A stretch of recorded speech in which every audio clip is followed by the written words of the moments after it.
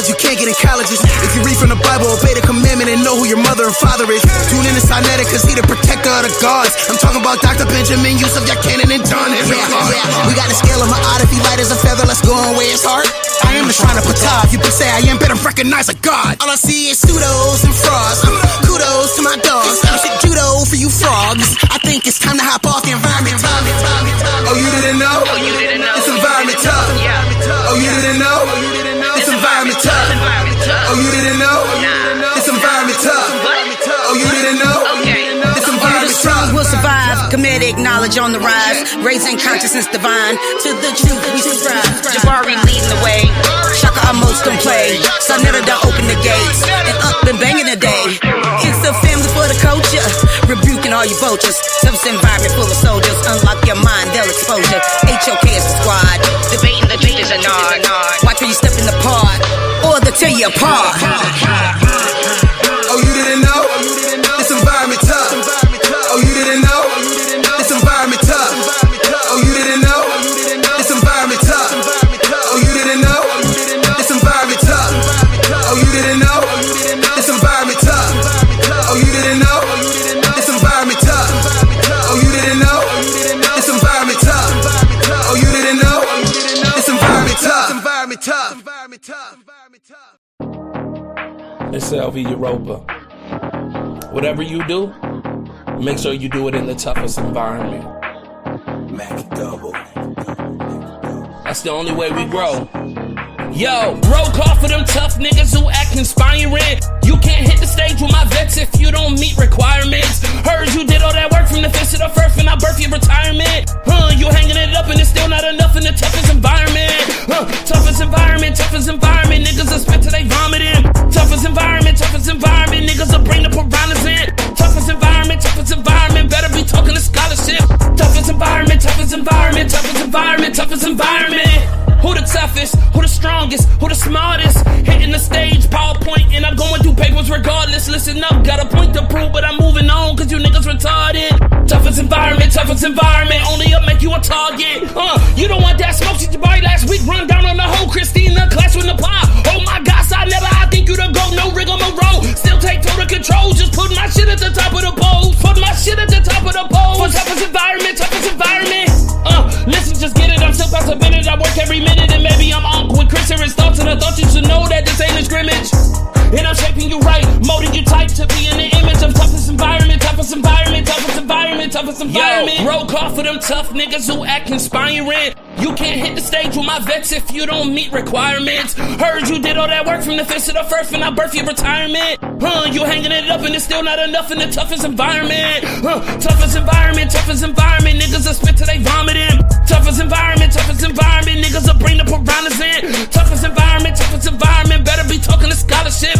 Toughest environment. I'm sure we can work this out, just get in the ring. You better be Zion Alexa, this best of divine prospect when he doing his thing. Or Captain Tazari, out there, cross that line, I get away clean. Or Ali Muhammad, so valid, still got me up on my ding. All of it brought together because of the studio. Stop acting like y'all could've been doing that cause you didn't do it though. And I watch them lions get ran out of the den, this shit'll get crucial. Who you know take the whole damn stage and turn that shit to a musical. Stay in your cubicle. The environment's tough, don't wire me up, I'm calling your bluff. I'm running it back and I'm running it back like it's never enough. Got them diamonds in the rough, and we can get to every treasure, but you gotta help me dig it up. But to me it's like whatever. Yo, roll call for them tough niggas who act inspiring. You can't hit the stage with my vets if you don't meet requirements. Heard you did all that work from the fist to the first when I birth your retirement. You hanging it up and it's still not enough in the toughest environment. Toughest environment, niggas will spit till they vomiting. Toughest environment, niggas will bring the piranhas in. Toughest environment, better be talking to scholarship. Toughest environment. Yeah. Y'all already know, man. The toughest environment, man. You know, peace to everybody out there early this afternoon. You know, I didn't decide, but I got a call from my brother Herman Smalls. He always critiqued me all the time. My brother Herman Smalls hit me up and said, yo, Sa, Herman didn't like the video that Tommy Sotomayor did with me last weekend. So that's why he hit me up. He said, yo, Saul, you sat there and you allowed him to bang on Dr. Umar. How can you do this? I said, yo, what are you talking? I said, Herman, that's him. I didn't bang on him. You know, when I interview people, I let them say what they want to say. But he was saying stuff like, yeah, but you know, when they try to do that to Tariq, you always defend Tariq, Nasheed. And I said, yeah, but this time he also banged on Tariq Nasheed. I allowed him to say what he wanted to say. I didn't stop nobody. Am I right, y'all? For those of y'all who saw the video. Hey, yo, Herm, I'm live right now talking about you, bro. Okay, you dropped the link or? The link is in the chat. Okay, I'm gonna plug right in. I'll be up in 2 minutes. All right. Yeah. So that's what happened. You know, he hit me up early. I'm outside trying to park, and I got to hear from him. And he always critique me, man. He always hit me up. Herm, he don't play. So I give him that. And so I'm just simply saying, man, you know, I let people come on here. This is the toughest environment. I invite everybody. I invite Tariq to come up, excuse me, no profanity. I invite Tariq to come up and state his case as well. So I don't want to you know, put a muzzle on nobody. Let people come and talk they talk. Tariq isn't a scammer, unlike Umar, 12 years, no school. I agree. I agree with that 100%. 100%. Tommy Sotomayor is the GOAT. I could agree with that too. For real. Excuse me. I know a lot of y'all don't like Tommy for how he's speaking, because the truth can be very bitter in your mouth. The truth can be very bitter, especially if you speak in truth. That's one thing we don't like, is we don't like truth. Now, as far as my only critique of Tommy is when he speaks about the black woman, he never say not all. Because you got to put that there, because you're making it like all of us, all of the black women, you know? The black woman wouldn't be who she is if the black man wasn't what he is. You know what I'm saying? Understand that, y'all. We always talk about how we are the protectors, we are the maintainers, we are this, we are that. But she wouldn't be who she is if you wasn't who with you are. I mean, y'all know what I'm talking about. That's like a tongue twister, you know? And I get that. That's not quoting verbally, but Amos Wilson. She is who she is because you are what you are, or who you are. That's Amos Wilson right there. And I agree with that 100%. Let me see if Captain is still live in the car, because I would love for the captain to come up. Captain Cesario. You know, Captain did a video on this whole thing. I'm waiting on my brother Herman to come in and hit that link so we can get it in. And we're going to open up the panel for the people to come in as well. And it's a community thing. If people, everybody is open for critique, everybody.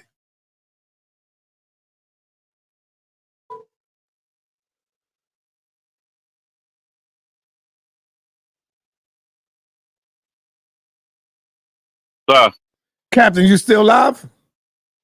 No, I'm in the gym now. Oh, okay. Damn. When you getting out the gym about? You doing an hour? Yeah, I should be done by 1 o'clock. Okay, because I'm doing the show right now, and hopefully you could come in and add some words and then break out. The topic of the show is Dr. Umar Johnson, critical look at Dr. Umar Johnson from the community. Okay, yeah, I'll try, man. Give me about an hour. All right, go ahead, brother. All right. So there you have it. I'm waiting on Herm. So yeah, Herm hit me up. He didn't like how Tommy Sotomayor went at Dr. Umar, and he looked at me and said, "Sir, how come you ain't stop him?" What I look like stopping him, bro? What I look like stopping that man? That man can say what he want to say. Now, he did say what I should have done He said, what I should have done, like I do everybody else, is put up the disclaimer. The views and opinions expressed during this program are those of its guests and do not necessarily reflect the opinions of the HOK, House of Consciousness, sa.neter Studios, sa.neter TV, or Black News 102. He said, why you ain't do that?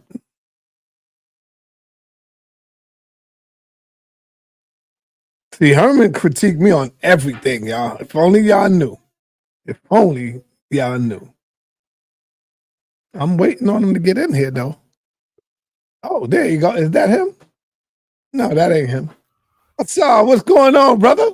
It's your brother, Sorry. You be at work? Not yet, but in a few. I'm just over here getting ready, waking up. But I hear you talking about brother Umar, and we just Uber had Eats is delivering more deals. Yeah, go ahead. Yeah, we just had him out here in Colorado. He came down here with my brother Tajuddin Shaheed, and it takes me back to when I had the Kemet Empire website, right? On the Kemet Empire, we offered different links to Infudisi Jehudimas, links to Raketi Amin's classes, links to my classes. This is when we were starting the session. Hey, I gotta let you go. I gotta let you go right now. All right. Okay. I got Herman. Herman, this is between me and Herman right now. Okay. Peace to you though. All right, Mr. Herman, what's up, man? Peace and Pan-Africanism. Brother Elder sa.neter, how you doing? Good. You know I cut hair, right? I know you did that one time in your younger days. Yeah, I don't know you still I used to work at the barbershop right down the block with Adam and Ernest. Come on, man. Recent or this is years back? Oh, that was years back, man. You know, if you need me to come through, I'll come through and give you a nice trim up, man. Look like you need one, brother. Well, interestingly enough, since you want to start the program, take a shot at the I got all my tools, you know. which I get, but you know what? The facial hair and the way that I grow it now, it's an honor to one of our ancestors. That's Dr. Leila Africa. He was the first master teacher to tell me, you know, the line that so many brothers go to get the trim, to get it tight, to get it hooked. Just what Dr. Leila Africa taught me. He said that the line was to emulate the contrast that the white man had in his hairline. With his hair in many instances being dark, it gave a more clear demarcation of the hair and his skin. And his pigment being lighter.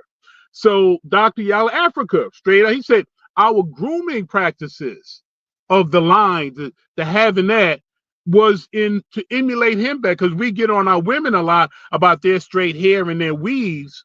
But as men, you generally emulate the men that have had you under oppression.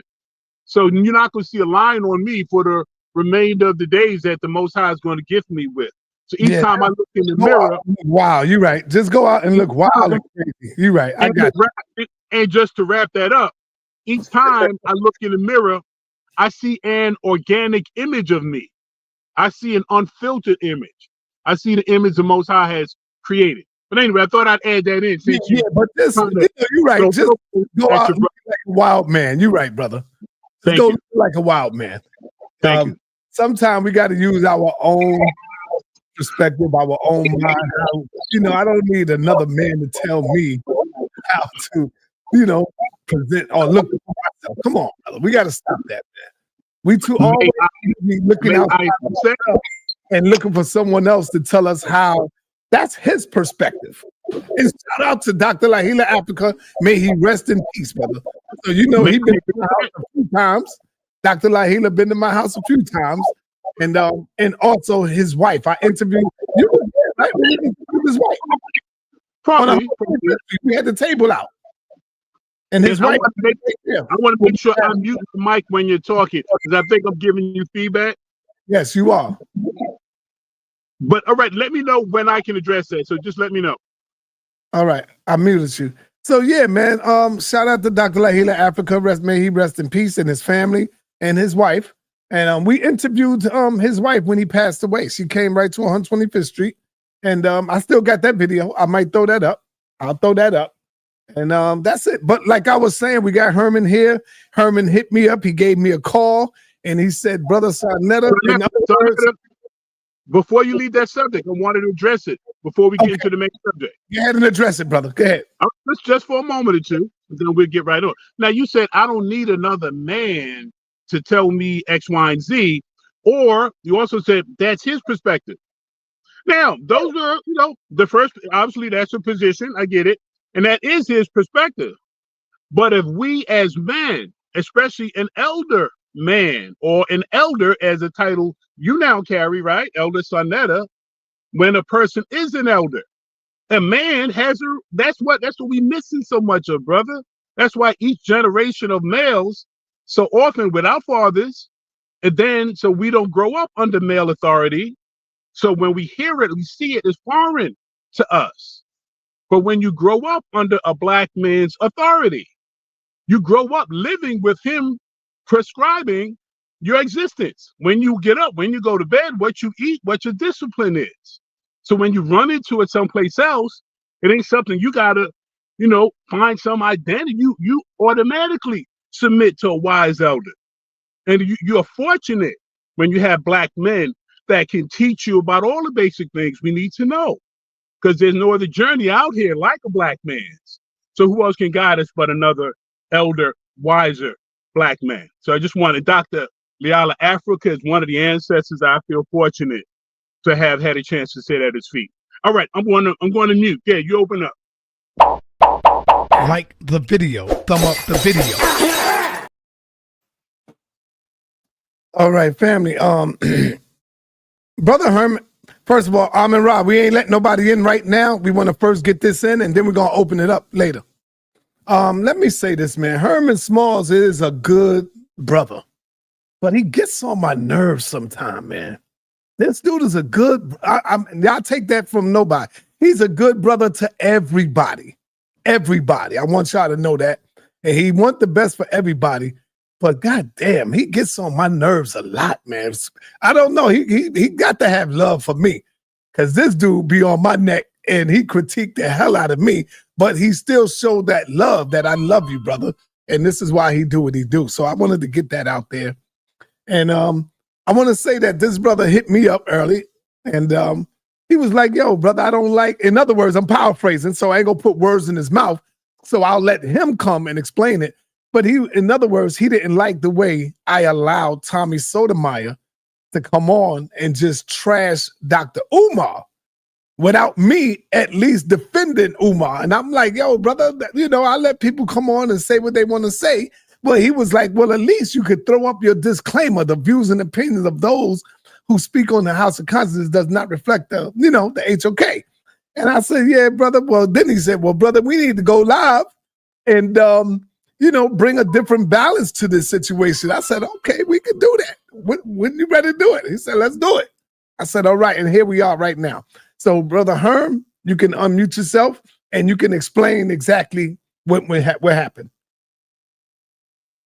I would just co-sign and concur with what you've already said. And we're fortunate that we're in literal yards from each other in the same section of Harlem, Sugar Hill. So if I don't see sa.neter on a visual, if something comes up, that I will hit him via text near immediately.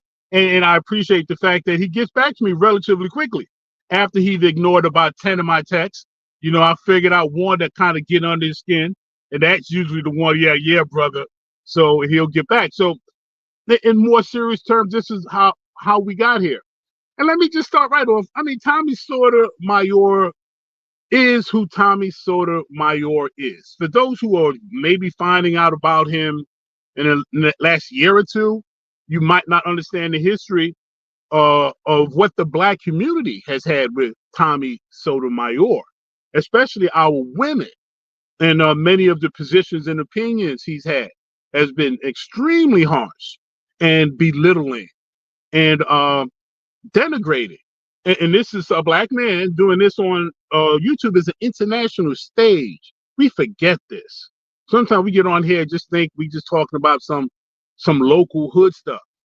The whole world is looking at us and how we interact with each other, especially as black men and black women. So if you got a brother who's built his career on denigrating and disrespecting and insulting our women, I mean, literally built a career. Remember, he got money on that content, until they booted him off. It got to the point where there's very intense and hostile feelings towards him, which is part of why he received the reception he did when he visited Harlem that time. So I say that just to give a little background about some folks. So now the brother is repackaging himself after losing his coveted spot that he earned, breaking down our women, and he was booted off. So he's coming back, but it's still that edge there.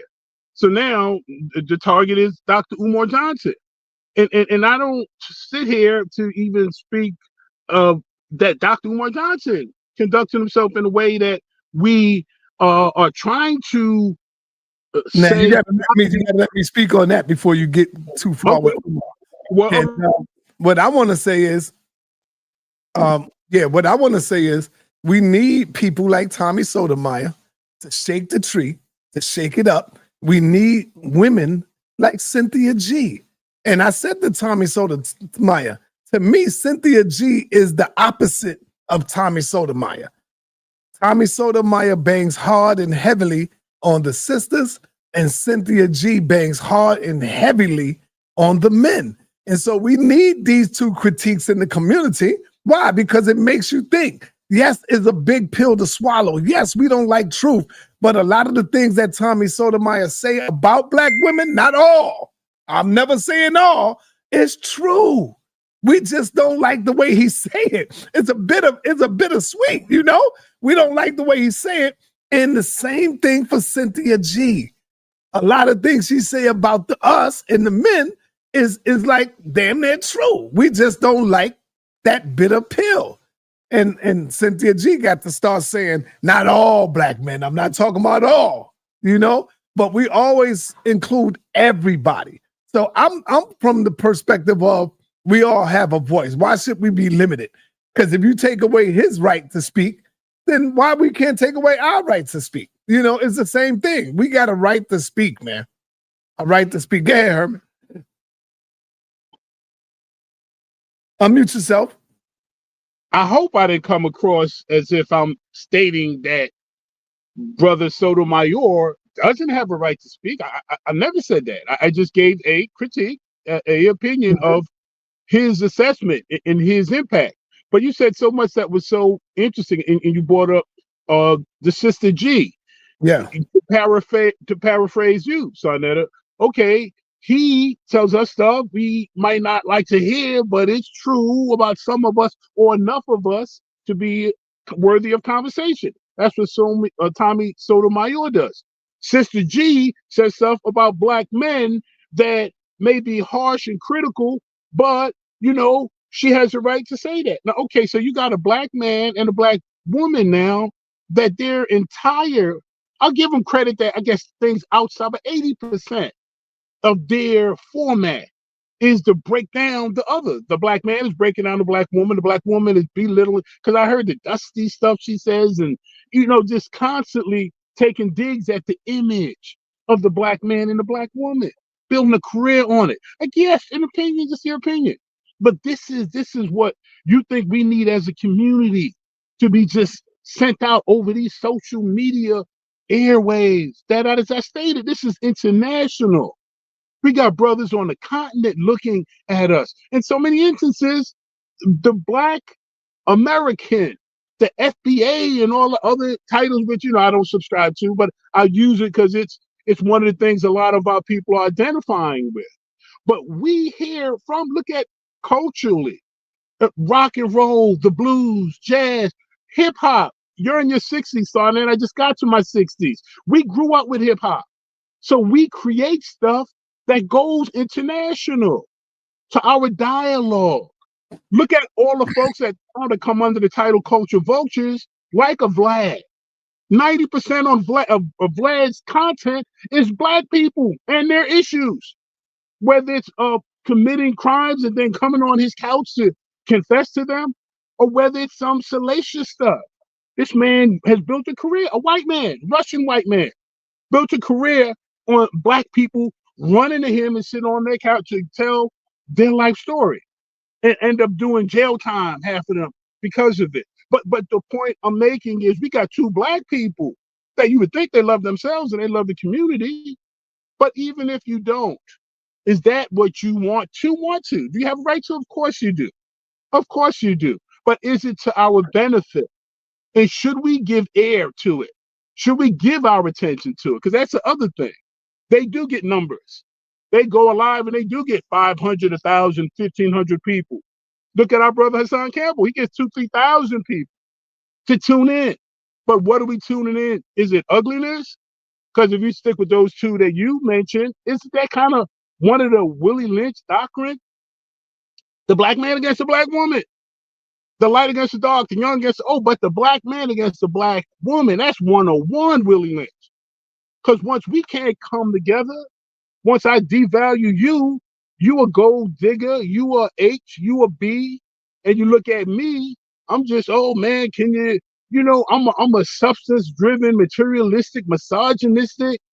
Come on, now we can't build what we need to get through the times we got coming. And that's a whole other subject, the times we got coming.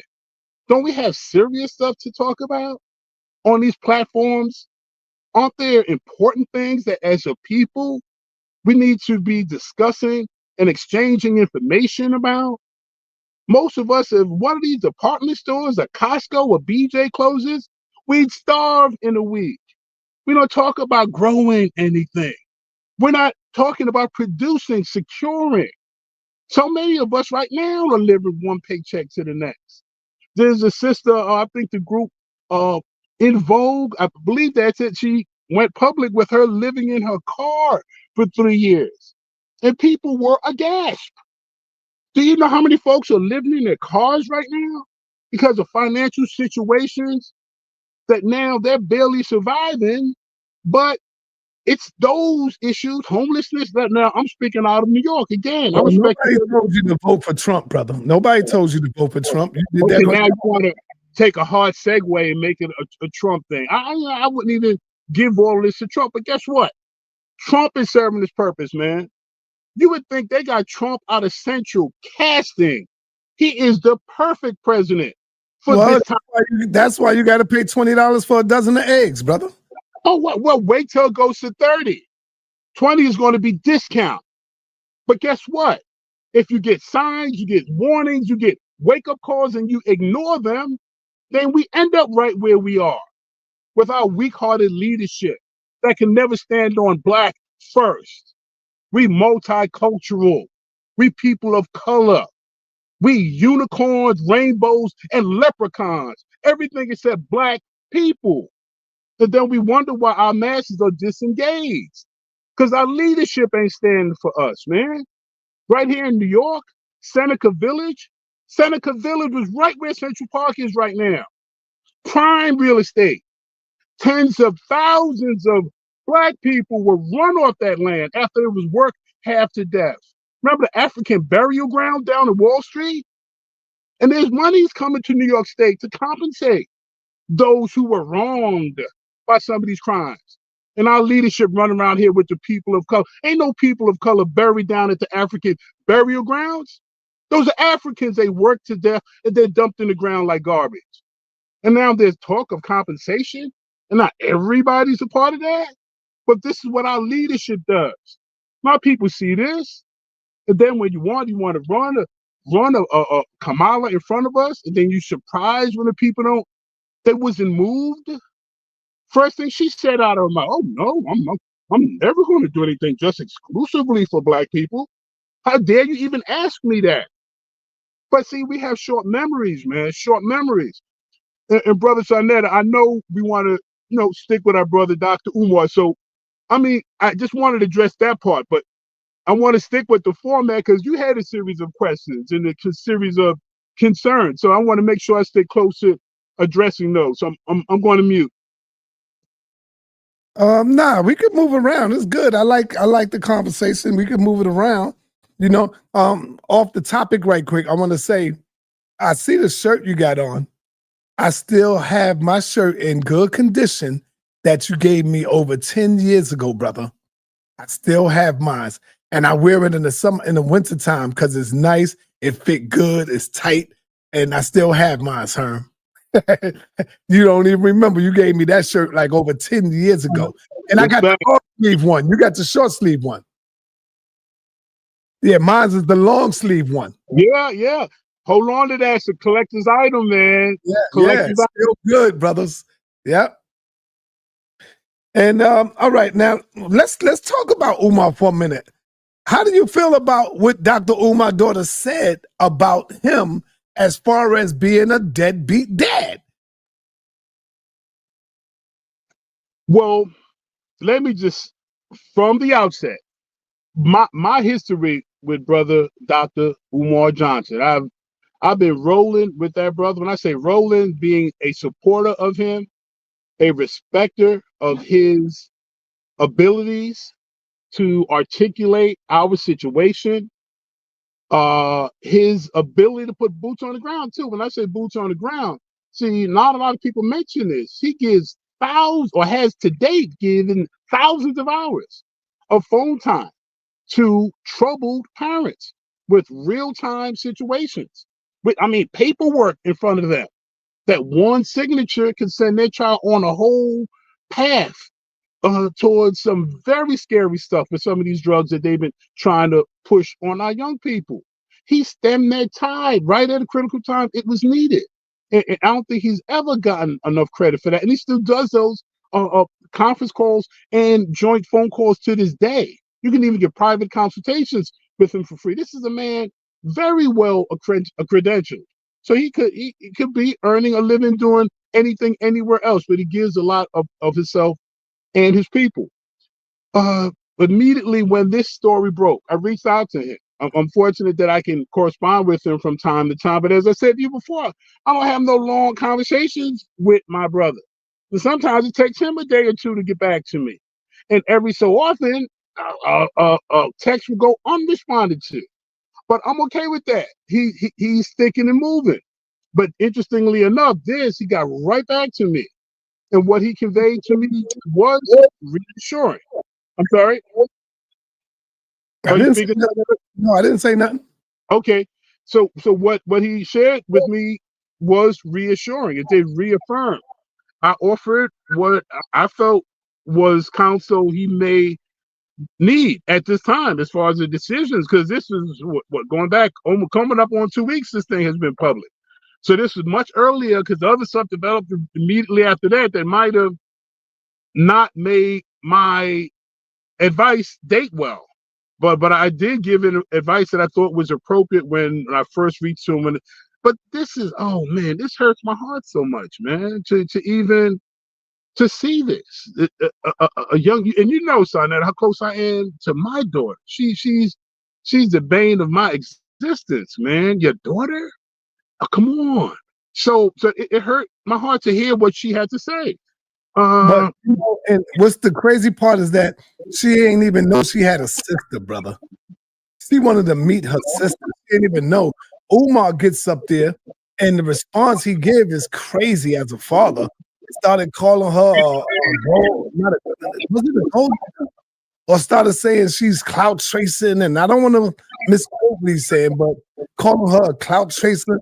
She's like 22 years old now. He missed the most important years of her life, and he talks about the black man need to be with a black woman, and the black woman is this, and he's walking around, going around all the cities talking about how great the black woman is, but you neglecting your own daughter, bro. That's a hypocrite right there. What do you say to all of this, Herb? I know you love the brother. I know you got love for the brother, but sometimes you got to critique that. Well, I gave counsel directly to him that I felt was appropriate given the situation and how it was developing. As a private conversation, I would not reveal what took place in that exchange. As an overview, I would say this: and I might catch some criticisms for that, but it's true. Or maybe somebody listening can prove this untrue. But we all fall short, sa.neter. We all ALL. Nah, brother, you did know. Well, again, I'm just redressing. Can I have a minute? How can you tell us what is wrong? sa.neter, this is what you do. What is wrong? When he don't live by the same standards. Addressing the first thing you said. Yeah. I'm going to go back somewhere else now because we have a good bill. But I know you get into Barnum and Bailey, sa.neter stuff, Bullhorn on 125th Street with boots on. It just I'm not ready for that yet. So, so I spoke with him, and what he conveyed reassured me. But we all fall short. So we have not had perfect leadership. Is this an additional kind of like contradiction? Yeah, you can even say that. You know what I do for a living. That's almost like you see me in White Castle every weekend with one of their killer burgers. You be within your right. Smalls, what's up? You motivating us towards helping you in here, whatever. But whatever a brother's area where there may be a challenge, especially with this is private. This is his with his child that she made public, and now he has to address publicly.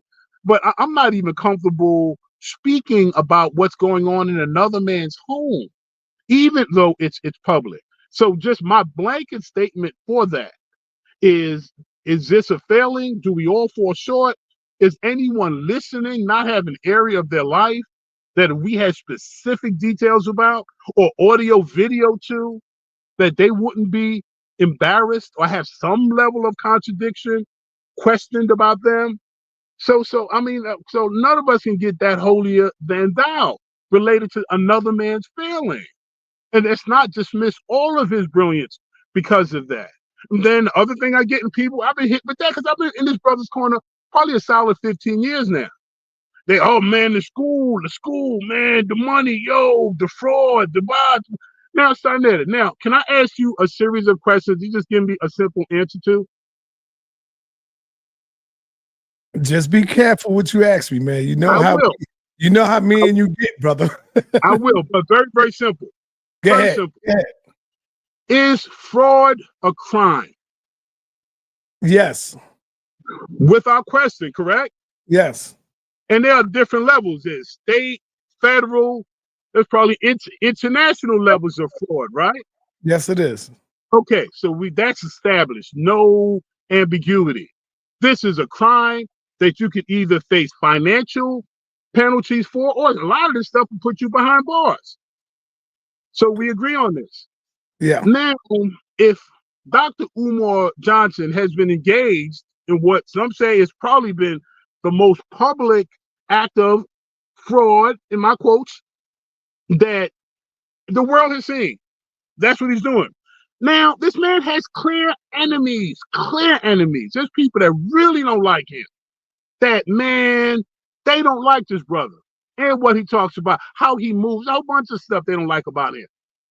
And there's evidence of him committing a crime that these hateful people can clearly have a negative impact on someone that they would wish to. And this man hasn't seen the inside of a jail cell yet. So I'm just saying, and one quick example, and then I want to hear your view. Remember the situation with Brett Favre? I don't know if you remember, sa.neter, but Brett Favre was he's a white man, retired football player of standing. I think he's a Hall of Famer, famous, athletic, retired white boy. And he was endorsing and getting other promotional things, but he was the recipient of a major grant that was earmarked for poverty-restricted members of that community. I believe it's Alabama. This is for low-income housing and programs, and so he was a recipient of that. Dr. Umar Johnson was blowing this guy's spot up almost every other panel he went on. What did Dr. Umar Johnson receive for that? He received a cease and desist letter from Brett Favre's attorney. And I only use that as an example that if it's fraud, the school, okay, mate, it's late, it's delayed, might not be organized, and he ain't got the right people, and that some of that stuff you can say, but fraud is a crime. First thing that we established, this is a publicly known crime, and all the people that hate him ain't put him in jail. So at least take that off the table. Let's just use reasonable logic, whether it's like or dislike. So he's not committing fraud. Is he the most organized? Is he the best leader? Does he have a big ego? Does he have it? Okay. But one last contrast I want to make. You see how these little idiosyncrasies, I don't want to say little in a dismissive way, little compared to the overall agenda. The overall agenda is for us to get free, right? For us to get back to the people, the greatness within us. Is he a person that's helping us towards that? Quick contrast, and I want to hear your thoughts on that. Let's go on the other side of the scale. And I don't even like the left wing, right wing, all that nonsense, especially when all of it's on the same bird. But let's look at the Trump, the MAGA folk. Now, they call Trump a racist, a white nationalist. His Secretary of State got Nazi-type tattoos all over his body. But now let's look at the ideology of the Nazi, the hardcore white racists.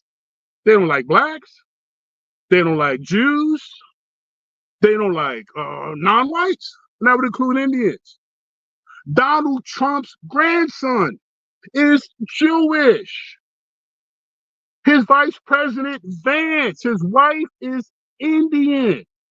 Two groups that have never made the cut in the white nationalist, racist, Nazi construct. But they're able to keep a focus on power. And this is the last gasping breath of white supremacy. And they trying to lock it down. So all that little stuff, they right out the window because they locking in. Look at the presidential, look at all the signings he has put forward.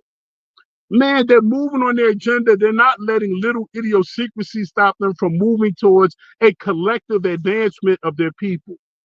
And again, not to be dismissive of what brother Dr. Umar has going on in his personal life, but us to be so politically immature to destroy this man's trajectory and his potential because of that. Pray for him, offer him suggestions, advice, but let's not derail the impact that I feel is very positive. Again, that's my assessment. But the things people are throwing at, especially again, the fraud. Why a 10-year fraud? 20? How long can you do fraud? Oh, I guess they'll catch him in his 80s. So that's all. So all right, yes, sa.neter, I would love to hear you on any of those points. Yeah, brother, I feel what you're saying. You was all over the place, so I can't just attack one point. But yeah, you talk about Dr. Umar. Umar is one of the biggest ones attacking black men, brother. So why can't someone else critique him and attack him like this? We talking about Dr. Umar, who have been talking to us about how to raise our kids. Umar been in my house when my children was like 6, 7 years old. And he was talking to Africa and Asante. Have you forgotten that, Herman? Do I need to show the clip? I still got it. When my babies were young and they was kids, this is when they were 7 years old. They now 23. This is Umar. Hold on.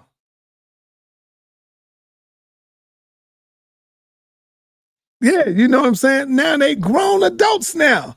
But he was giving them some good advice. I don't take it, I could play that video if y'all want to see that. Sitting right in my house in the living room on the couch, having a nice build with my Africa and Asante.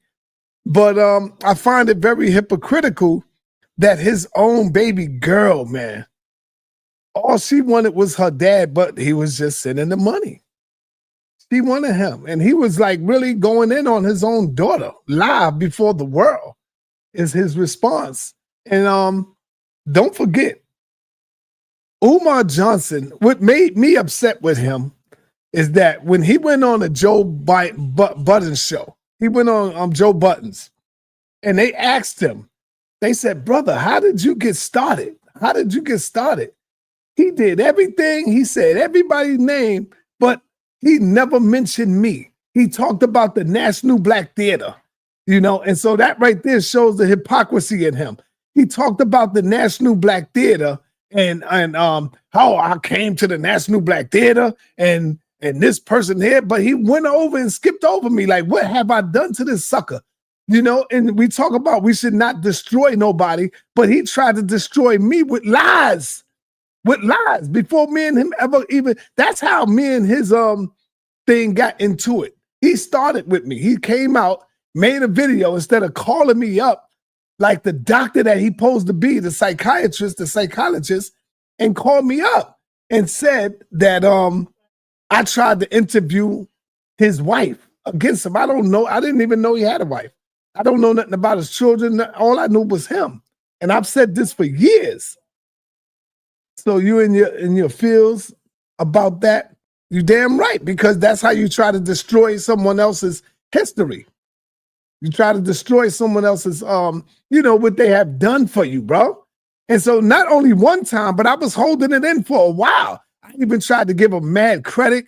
And I said, all right, this dude, he really don't give a damn about what Saul has. He don't care about me. So why should I care about him?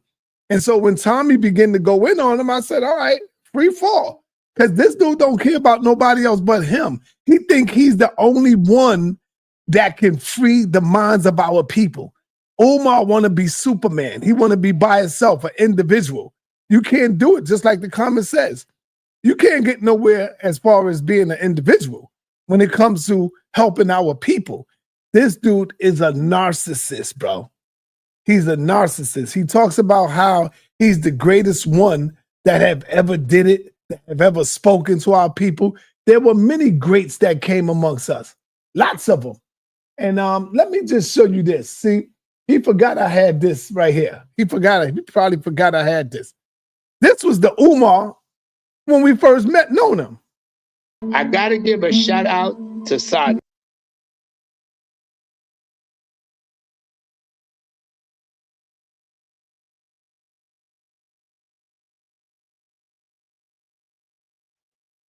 How come he couldn't say this on Joe medium in the way that many of us do? Since I met Brother sa.neter, that I had really gotten to the level where I am now. Since he met me, he has really gotten to the level to where he is now. Why he didn't say that? What the hell did I do to this brother? Nothing. I ain't do a goddamn thing to him.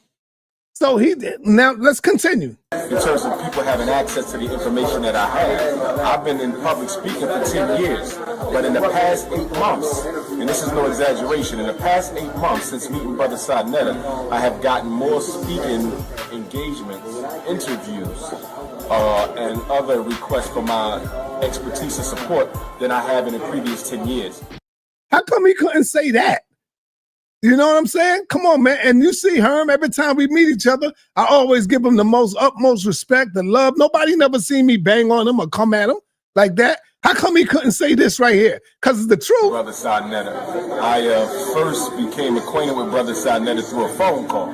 He had given me a phone call back in, I believe it was August or September of this past year, 2010. I had already knew of the brother and was actually interested in linking up with him myself.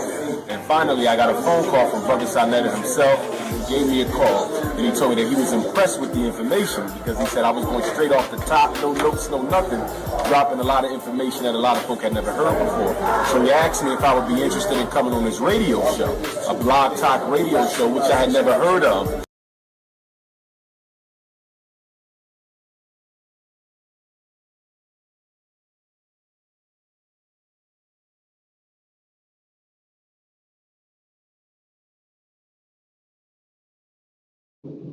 You know, so I spoke with Brother sa.neter. So we did a blog talk radio show. I believe we did 2 back-to-back shows. And ever since those 2 back-to-back shows I did with Brother sa.neter, again, which was in August and September, I believe, I've been on blog talk ever since. You see that? So after I introduced him to the community, I brought him in. He didn't even know what Blog Talk Radio was. I brought him in, packed the house at the National Black Theater. Like, what have I done to you that was so goddamn wrong that you just couldn't keep it a buck and keep it real, bro? You know? That's the crazy part. That's what made me start saying, okay, this brother trying to destroy and delete the history that I have, you know. It's been 8 months straight since I met Brother sa.neter that I had really gotten to the level where I am now. Since he met me, he have gotten to the level to where he is now. In terms of people having access to the information that I have. So right there, man, how come you just couldn't keep it a buck, bro? I want you to respond to that, Herman. Well, interestingly enough, sa.neter, you answered the question at the beginning of your statement, but maybe you missed it. So let me play it back. You said he started paraphrasing. He started getting at me and start, hating on me or distancing himself from me because of a lie. Isn't that what the first thing you said? Yes. Say that again. You said he was getting at you, or you felt there was tensions growing between you two because of a lie. Right, because him and his No, I didn't need it because I just wanted a confirmation. Yeah, correct? Yes. Okay, now let me wrap. Since you said a lot. So we established that. You have to mute your mic. Okay, so because of a lie. And he was told something. And you went over it. You explained why the rift between you two began. Someone conveyed to him that you had approached his significant other. I don't believe she was called his wife, but his significant other at that time about getting some information from doing a whatever that got back to him. Now, again, a lie, but if that was said to you and you didn't know it was a lie, wouldn't that be enough to be like, whoa, let me, I gotta check my team. I gotta check these people I got around me. So he went into that mode for a while. Now, I don't know if you have the other clip, but after he did a little more digging, and I think that took some time. It took a few months before he got around to really pressing and getting more details that started to convey to him that maybe he had jumped out the window on that. Yeah. And not came at you or started to question and hold you suspect on faulty information. And he said that. He came online and said, brother, I might have gotten, at you wrong, but because, the queen in question. When he said that, Herman, I accepted that and we pieced it out on 125th Street. Yo, here, but he's still doing the snake stuff, brother. He's still doing that stuff. You see what I'm talking about? Okay, you say that you pieced it out. So, okay, great. But my thing is this, that's why, just to wrap that part of it, that's why, again, I want to go over it and you answered your own question. Now, as you said, you pieced it out, but I tell you, and this is the other part, and now I don't mind sharing this part. And that's the other thing I was speaking to you, about sa.neter. This YouTube stuff, man. And again, you're in your early 60s. I just got to 60, man. We're from an era where men met up, man. Whether you had an issue or not, you sort of face to face with that brother. But we got a whole generation, man, of folks that's used to yelling in the phones, man. So they used to saying stuff to a phone that they know they wouldn't say in front of a man's face. Or they writing stuff in the comments. So we got a level of disrespect that has become permissible. That is bananas. So yeah, it's a matter of speaking directly. So you got an understanding, but I think, brother, at this time, from then on, and I don't want to use the wrong term, but a level of distrust. How many people you see consistently around our brother? So it's like, and then a lot of folks move like that now. So now you kind of in that category too. But you do have some long-term folks that hang out with you, but your circle has changed a lot. This environment is very, I'm not sure what it is. The closest thing I can call it or similar environment, I started with public access, man. For those who are younger than 50, public access was a state program where broadcasts, airways, and production studios vis-a-vis were made available. And depending upon if you were in that borough or in that community, you can have free access. So there was a bunch of people producing shows. I actually had a fitness show that was very popular in New York, vis-a-vis public access. So I say all that to say that was before YouTube, internet, but it was a similar environment, content, who you going to interview. And there were fights when a guest with this person end up on this other person's show. And so so that's the only thing I can equate it with. So this atmosphere stresses our brotherhoods even further. But the other thing that cuts your way, sa.neter, you're his elder. What is Dr. Umar in his early mid 40s? You know, brother, you're 60. So that doesn't mean you excuse everything he does. But again, see the brother's brilliance. Do what you can to say, brother, this is a mild G check on that, but keep it moving.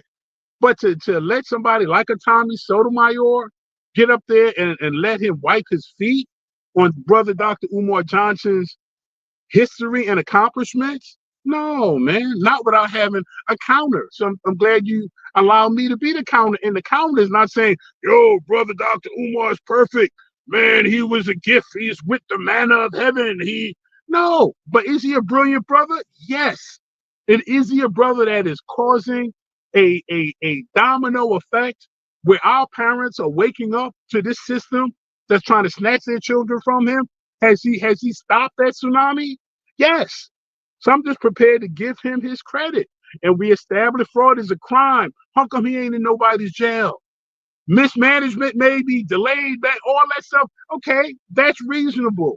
But, you know, on these airways, calling people snitches, frauds, this. Now, if a person doesn't legitimately wear that jacket, especially us as brothers and sisters, especially when the other side is getting past all their little misunderstandings. As I said, Trump's grandchild is Jewish. Vice President Vance's wife is Indian. So this ain't no hardcore Nazis we dealing with, but they know white supremacy. So if they locking down on that and locking in on that to try to save this dying empire, we better be putting this little stuff, insignificant stuff aside, and those brothers and sisters that show brilliance, let's support them and critique them and step to them when needed. Doesn't necessarily have to be in a public venue. So as I said, the story broke. I reached right out to him. He got right back to me and conveyed to me he had an understanding and was considering what his options were going forward. So one man to another had to respect him for that. But because of how diligently I've supported him, I had a right to check on that, and I've secured that brother. So when you put your life on the line to keep somebody on the planet, that photo I sent with you, there are certain brothers. Khalid Muhammad was like that.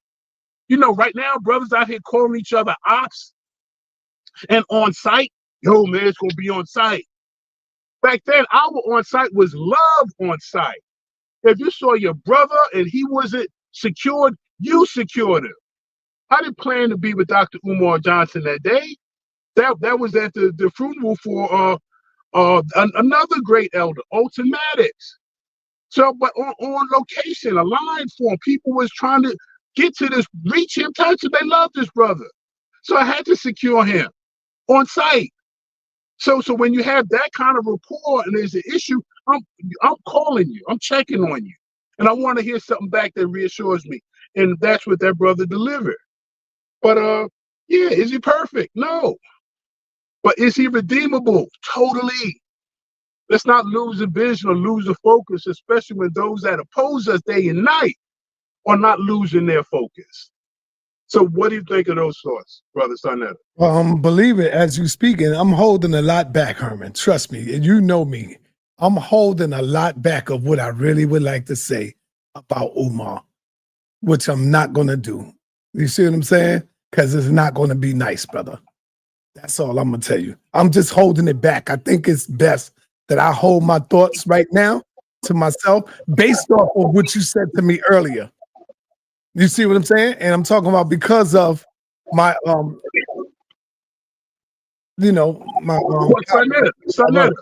sa.neter, nobody's above critique. But now, if you think you can't critique him respectfully, that's my thing. Where do we start disrespectfully critiquing people? when they disrespect you and they critique you as well. But I'm gonna say this, y'all, and I want everybody to know.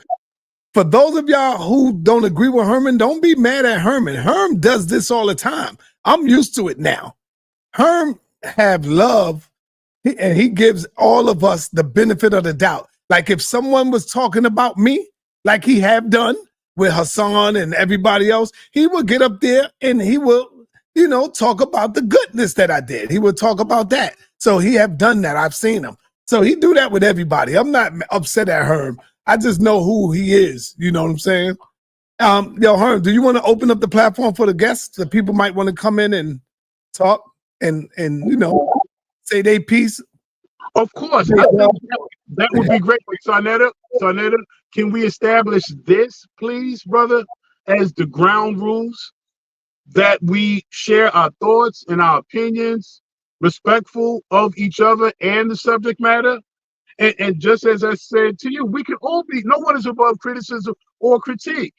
But as a community that respects itself, can we critique respectfully? Because as I mentioned earlier, this is an international stage. Brothers in Kenya are watching us. In Haiti, they're watching us. In Ghana, they're watching us. So let us present ourselves in a way where, as the title stated, we're taking a critical look at Brother Dr. Umar Johnson, who is the community is. To our community, we can speak and critique to anyone, but let's show a level of respect. That's all that I don't think anybody had more love for Dr. Umar than I did when we first started out. I was looking at him like, damn, this dude here is mean with it. He nice with it. You heard it himself. I called him. He said I called him and told him, yo, I was impressed with what he had because he was going off the head with no notes, no nothing. And all I wanted to do was just go ahead and blow him up and put him out there, And so I did that. And in doing that, he now squats on me for a reason that, he himself said he was wrong or he rushed the judgment. You are a doctor of psychology. You're supposed to know that. Before you would make a video, you were supposed to hit me up on the phone and call your brother, bro. Come on, Herman, you got to admit that. Why would a man of his caliber, who is so intelligent, would go out and make a video and say, yo, sa.neter said, and he tried to get my woman on here to talk about me. Why would he do that? What have he ever done to me? I only known you a couple of months. Well, sa.neter. Yeah, sa.neter. Now this is what all of us have to grapple with that want to move forward and want to progress. Now, I don't know if you realized it, but what you just did, you restated the original issue that we took everyone through, and that he agreed that he may have, or he did jump out the window, and other information made him question whether that was accurate. So we went to that point, but then you stated, okay, but even after that, he gave his word, I'm going to interview, I'm going to this, I'm going to that, and never follow up. So we went through that point. So now I gave what I thought was an assessment to this kind of environment. You get very defensive and distrustive. And I'm one of Brother Dr. Umar's staunchest supporters. And I tell you, he don't get back to me on no lightning tap thing. Or sometimes he don't get back. And I just write it off at that brother sticking and moving. But on the important stuff he does, as I said, this issue, he got right back to me and conveyed to me. Because he knows, I believe he spoke to those. And he knows this was a threatening hit, man. Because especially as a Pan-Africanist, man, because you are representing the international Black family. So this issue hit real close to home. So again, he hit me with what I needed to hear at that time, and I'm still monitoring this because this still needs hands-on attention. Right. This is a long way from being over. That needs to be healed, man. That has to be. He got to get that right. Right. But then that ain't got to be on nobody's camera though. But I pray and I look forward to them getting that right. But again, so I was saying, so you revisit that again. Can you say, okay, let me close that chapter? But you was ready to go, how did he know? No, I can't say I could close that chapter until me and him have a sit down and talk. That's how Okay. you close the chapter, brother. Yes, but That's you how were you ready close. to right now. You was getting ready to repeat it again. So you're on loop, which prevents you from going forward. You got to at least, okay, that's closed. At least have a clear space here. And oh, he's just like, he should have known. We went through that already. Let's look what the next chapter is. And whenever that'll be, under what terms. But don't keep repeating the offense, especially when we've taken that as far as we can go. That's your part. All Now, right, on his, I heard you. But okay, see, and maybe on his part, come on he down, man. he said at least one time, man, I needed this. This is what he said, one of his last drops. This was humbling to me. Maybe this is the way the Most High is checking me, getting my attention, letting me know, let me get this right before I go any further. So this is based on that, hitting him in some different ways. I had not heard the brother speak like that before. But go ahead, son. You was about to say something? Hassan Campbell, and it's not about Hassan Campbell, because me and Hassan, we made peace. We speak on the phone once in a blue. He hit me up out of nowhere. I hit him up. But Hassan, to me, did the same thing. You see this comment, Dr. Umar is a hypocrite, and he used the conscious community and sa.neter to gain popularity, which benefits him personally by getting speaking engagements. Hassan Campbell did the same thing. I think he used the conscious community. He came over because, he had threats on his head, and he came right up under us and started going in. And then what did he do? He came out with a goddamn video. This stuff is crazy, Herm. When I think about it, he came out with a video. This is how me and his beef started, and said that I tried to set him up with Africa Bambaataa on 125th Street to shoot him up on 125th, brother. I just can't believe how these dudes come up with stuff like that, man. On 125th, with the precinct 2 blocks away, and there's always police walking up and down the goddamn street. And so I tried to set him up to get him murked. Like, where do they come up with this crazy stuff? And I'm the only one that had heart enough to go into his projects, in the middle of the projects where the Zulu Nation was at, where they all surrounded us at. And I went up in there and I interviewed Hassan Campbell where nobody else would. I did that to get his story out there. And come to find out, this man done crossed me too.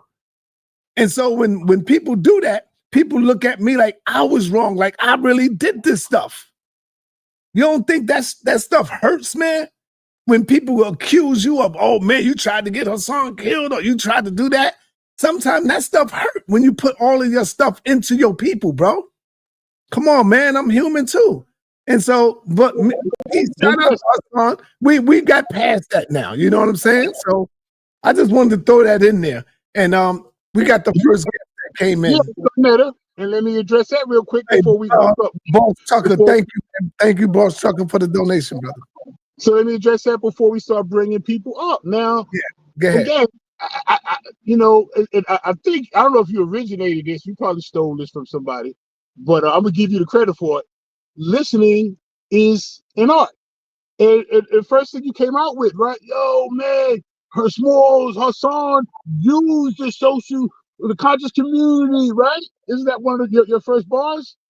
Now, don't forget, sa.neter, we did a whole show on this. And I kind of took it from the exact opposite, man. Not so much the conscious community alone, man, but a whole bunch of folk was taking advantage of that story. Again, we're in the content era. It's the content era. And they put Hassan on posters. They was marching that brother around. And this brother, don't forget what he came public with, man. I think up until that point, and I don't even know to this day, I don't think that brother has ever had professional therapy, man. He's admitted to 5 different people molesting him. And I know y'all go back and forth with the Bambaataa thing. Yo, you was 16, 17, whatever. And y'all can go back and forth with that. A minor is a minor. But he said 4 people before that. And you never get to sit with a therapist? And you out here, and I told you the contrast between him and Ronald Savage. You're going to go in one of them directions. You're going to go to the toughen and tough, killing and kill. I'm a boo, I'm a this, I'm a shooter, I'm a blah, blah, blah. Or you're going to go to, you're going to be passive and restraint and demure. So, and the spectrum is between the two. Look at what those young men, boys, I only say young men, boys went through, man. So that's it. So, but then we want to measure them by a healthy ruler.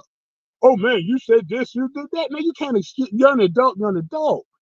But to have any discussion about him or Ronald Savage and not take into consideration that at least Ronald Savage has had work with therapy, multiple therapists, and psychotropics, and he still has meltdowns, man. You know, you don't get over that stuff. So he wasn't coming in to you. He was legitimately trying to stay alive, like you said. He said publicly. He was told his life would be over as soon as he stopped running his mouth. So so that was his lifeline. Now he's morphed into something totally different now. But guess what? He draws a crowd. He gets people that have said, I read his comments. Brother, you saved my life. You helped me through a dark moment. Thank you. You got me through my day. Now, we started this whole thing with opinion. People have different opinions. But this is what testimonies folks are giving based on his guerrilla journalism. Because, again, that's what I call this, man. This is guerrilla journalism. Again, I'm 60. My history goes through the South Bronx. I saw the brothers carrying the crates, hot wiring lampposts, setting up the turntables out of their mothers' and fathers' living rooms. All right, hey, Herman. Yes. I like this statement about you right here because this is real. Do you see the screen? Look on the screen. What does it say?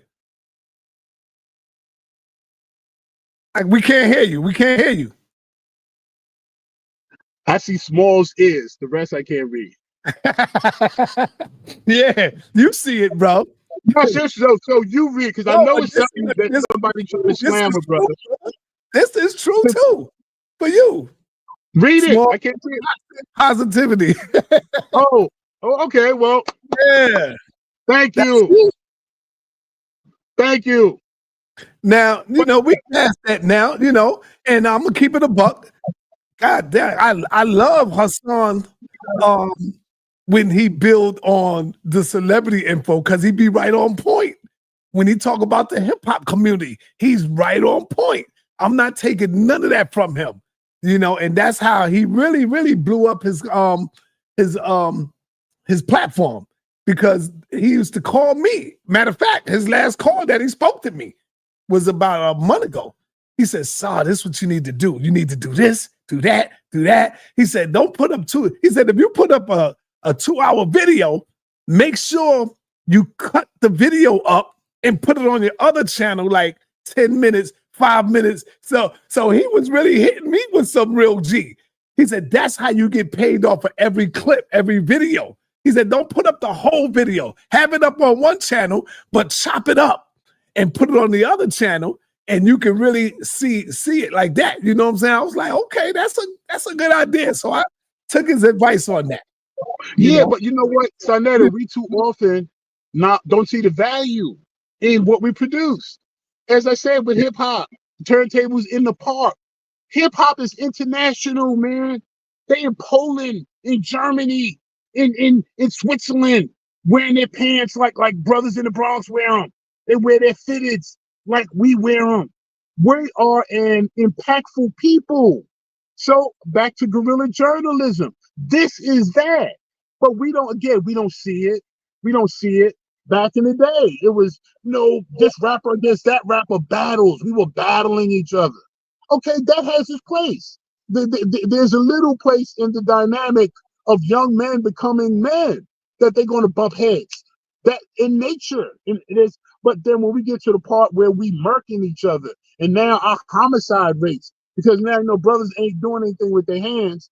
They finish disagreements and disrespect, murder and other type offenses. So we're just at a place where we gotta see the value of really journalism is what we're doing. So we gotta appreciate this and move with it with respect as we greet the first brother that comes up.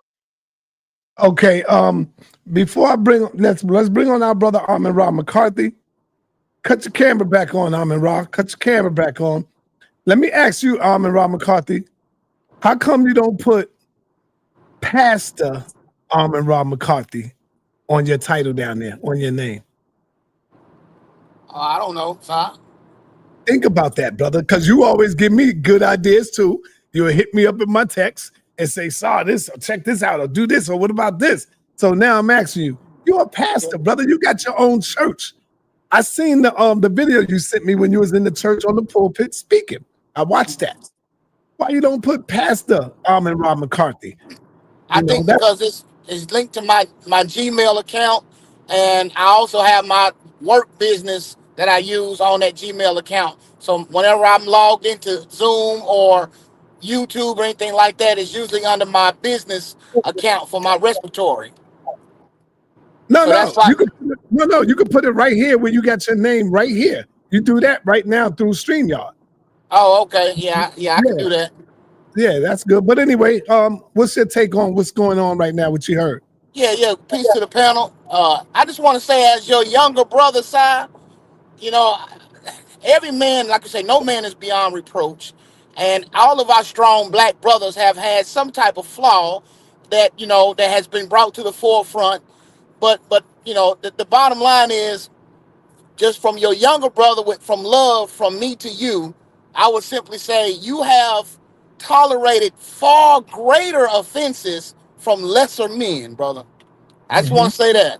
True. Far greater. Far greater. I mean, from disrespect to wife, family, all of that, from lesser men.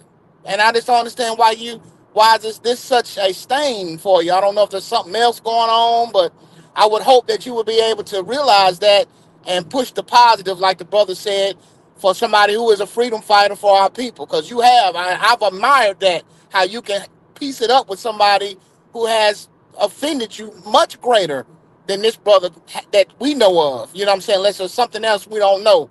But from your younger brother, I would say, you've tolerated far greater offenses from lesser men, brother. So just remember that. And you know what? That's a good critique. And I'm gonna tell you, because I look at them as a nobody, I see Umar differently. Umar is definitely different from these other chumps that you was talking about. See, so that's probably why. Umar is way greater than these dudes. And so Umar have a bigger influence. And so when Umar speaks, people listen. Whether you want to critique him or not, people listen. You see what I'm saying? So yeah, I got you. I understand. With me, I always try to put everybody out there. I don't try to be in the limelight and all that. But don't cut me out of history, brother. Don't do that. That's wrong. Yeah, and I don't think he could do that though, Si. Nobody could ever do that, brother. You've been too starched and ingrained in the society. When you left and was doing more Patreon, than you were on the live, we missed you, man. We felt the void. It was gone. Mm-hmm. And if you're gone too long, it's like out of sight, out of mind. They move on to something else. And so I'm glad you're back more frequently. I got my Patreon, but I'm still glad you're back on this wave for people who can see you and are used to setting their day around you. You know what I'm saying? Mm-hmm. And I'm glad you're able to do that. And I think for the greater good, I think we should push the positive as much as possible with brothers like him, because he is such somebody, man. I believe he got more positive than negative. Yeah, he had some flaws. I don't know what his personal stuff is. It might have mishandled some money, but man, we pay money to see so much other stuff. So whatever he's done, the money that's being given to him, I believe it's been worth it for the knowledge and the uplifting that he's given us as a people. Yeah, one of the things I don't like is when people comment and don't know what the hell they talking about, like Kwame Ma'at Ra. You don't know what the hell you talking about. You sound dumb, bro. Many times I've reached out to Umar. Many times you will see me interviewing Umar. What is you talking about? Many times, right? Me and my brother Smalls, we went down to the Malcolm joint. We interviewed Umar right in front of the statue of Malcolm, where Malcolm was assassinated. We interviewed Malcolm on 125th Street. Many times. So what are you talking about? You sound dumb and ignorant as hell when you don't know what you're talking about. So many times I reached out to that brother, called him many times, spoke with him many times. So just shut up sometime when you don't know what you're talking about, because you end up looking dumb and stupid. And then I might want to block you. I don't want to block you, man. That's one of the things that irritate me when people say things that they have no knowledge of. Just be quiet, man. If you don't know, just shut your damn mouth. Ignorant. That's why I try not to say something that I don't know, man. And if I do, I say, "Oh, my bad, I was wrong." I got you. But like I say, don't let nobody, don't feel like you're gonna ever be written out of history, side. No matter if they don't say, if Jesus don't call your name himself, brother, you have made a lasting impact on many of our lives, no matter what, whether we agree or disagree. Can't nobody wash you out at all. If the brother don't mention you like he should, then just keep pushing. But I think, you know what I mean, we got to push the positive for the greater good of what the better things that have been And you done know and the what? positive parts that he do. And you know what? It's not about him mentioning me like he should. He don't never have to. But when somebody asks him the question, like Joe Buttons, and asks him, "Yo, how did you get started?" And then he started talking about how he came into New York, like he came here by himself. That's what he was saying. Like, yo, I came to New York. I went to the National Black Theater, and ever since then, that's when I blew up, and it was on. I'm like, damn, dude, you really gonna do that? You really gonna knock me out of that history? You ain't gonna say I met up with this brother, sa.neter called me? What's the problem in saying stuff like that? And you on a big platform? Like, why are you trying to like get me out of the picture? That's crazy to me. And the brother called me and hit me up. I didn't even know about that. A few people called and hit me up and said, "Damn, Sar, that's wrong. That's sucker stuff." I said, "What are you talking about?" He said, "Yo, go to this part right here. Go to that." Because I wasn't watching Joe Buttons or nothing like that. Shout out to Joe Buttons. And I seen it for myself, and I was like, damn, this dude got that much hate for me? Like, what have I done to this dude? After you apologized and said that, you know, you may have jumped out the window, and then you still going along with this? Yeah, I got you. I understand. The part that get me upset. Like, I see that he got something against me. Yeah, that right there. That's all. Other than that, I really ain't had nothing against the dude. Other than him not coming forward with the school yet. And y'all notice I kept quiet on all of that. I was silenced on all of that. I wasn't speaking out against him. I got you. All right, brother. Well, I appreciate you letting me on for a moment. Yeah, no doubt, brother. No doubt. Okay, brother. Peace, brother Smalls. Peace, King. Thanks for coming up. All right. Hey, Herman, I want to say, man, you know, General Yohana, Captain Tazoriak's leader, he wants to take on Pastor Manning. And that's why I said, man, you should have came with me that day. It was a good interview, brother. You should have came with me, and you backed out the last minute, Herman. You backed out. Drove me there. You were supposed to come up there. You were supposed to hit me with questions, and you just bailed out on me, brother. Left me hanging again. Well, sa.neter, you are a show in yourself, so you're never. If you came, it would have been an even greater interview, because I know you would have really attacked him on some real powerful issues and stuff that he said. Well, I tell you, and I gave you the reason, and I will call pulling out at the last minute, because once I realized it, because in interviewing anyone, and I knew some of the brothers' history already. He's right here in Harlem. We in Harlem, so and you know, brother Atla has been kind of taking it there for a minute. But when I did a deep dive, and I just came up with some stuff that made me question the authenticity of some of those positions. So again, like I said earlier about the whole content thing, we so content driven now, and some of it started to smack of being done and said and suggested specifically to be incendiary, and they generate numbers and views. Anyway, and this could be wrong, but from that position, I said I couldn't do because when I interview someone, I have a genuine interest in these questions and in that person's perspective of these questions. So if I think your position, and sa.neter, I'm gonna finish with this. If I think your position isn't authentic, then then I'm in something that I'm not. I don't think it's going to be good. And anyone listen? Lastly, another interview that I kind of declined, and that was right here again, and that was with your brother Khalil Armani, and that was a principal decline. Because remember, that brother is a straight up bona fide informant. And I know some people, I'll wrap up with this, and I'll let you come in. Let me wrap up with this.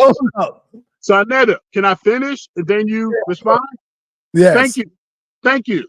So yeah, some stuff I don't play with, man. He's a straighter. He got brothers and sisters still doing time behind what evidence and testimony that he provided. Now again, he has his spin, what he did, and he had to whatever. But yeah, I thought about it. Then you said, "Oh, well, Smalls, brother, honorable now ancestor Gil Noble interviewed an informant," and I saw that show too. And I reminded you, sa.neter, yeah, but that informant was there. He was trying to get his people's love back. He was back pleading. He revealed everything they put him through. He wasn't on there giggling and kind of wasn't nothing trying to get a career launched or nothing. So that was that energy. So I don't want you to present me as if I just back out of stuff. If my heart and my spirit don't feel I can engage, but the classic interviews we've got. We got Charlemagne the God that we got a deep interview that you haven't run. We got Attorney General. Oh, we got Sister. Her name doesn't even come to mind right now. Dynamic Sister. We interviewed down at Sharpton's spot. Sharpton's event is next month again, April. Remember we ran down there? We got presidential candidates. sa.neter, your guerrilla journalism with your platform and the stuff we were doing and where I was aiming you towards, you can reignite that again. Dr. Umar and at least a dozen other folks owe their careers directly to their engagement with you and the springboard effect it had. You had the game in a chokehold, man. So if they don't give you your credit, for those who do, I will. I was there, man. I saw it. And half the people watching you saw it. But now, did you fumble a few times? Remember, like Dr. Umar, none of us perfect? Yes, brother. But do we love you through the fumbles? Yes, sa.neter. So let's love him through his fumbles. And let's get on that page, man. We all keep holding on to regret. Oh, man, that brother, you know what he did? No, man, it's your brother. He's healing, you healing. All of us going through a level of trauma, especially if you take a father out of that equation. You mentioned that earlier, right? A lot of us come out of houses with our fathers. So we have no relationship with Black authority. So when we run into somewhere, we bump heads with it. It's foreign to us. So there's a lot to this. Let's just love each other more and judge each other less. Go ahead, sa.neter. You see this?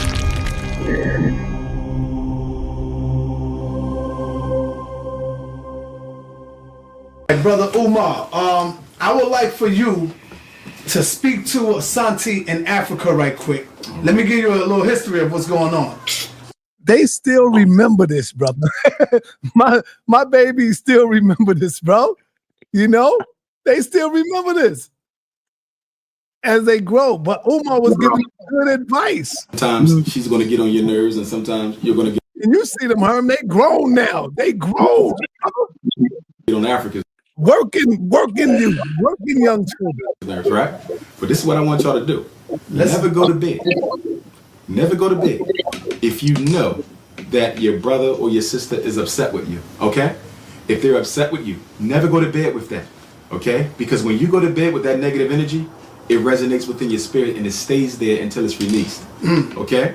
And the longer it stays, the more difficult it takes to release it. So if you've done something wrong to her, I want you to go and apologize. Give your sister a hug and tell her you love her. I want you to do the same thing with your brother. You understand? Or if you're not sure if you did something, but you noticed that your brother or your sister was acting kind of funny that day. Now, you know what's crazy about this as I'm looking at it right now? That's deep. Building. Yeah, but you know what else is going to be even deeper?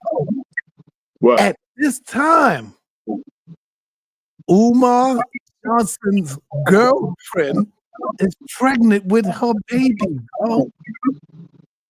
Remember, they 23 now.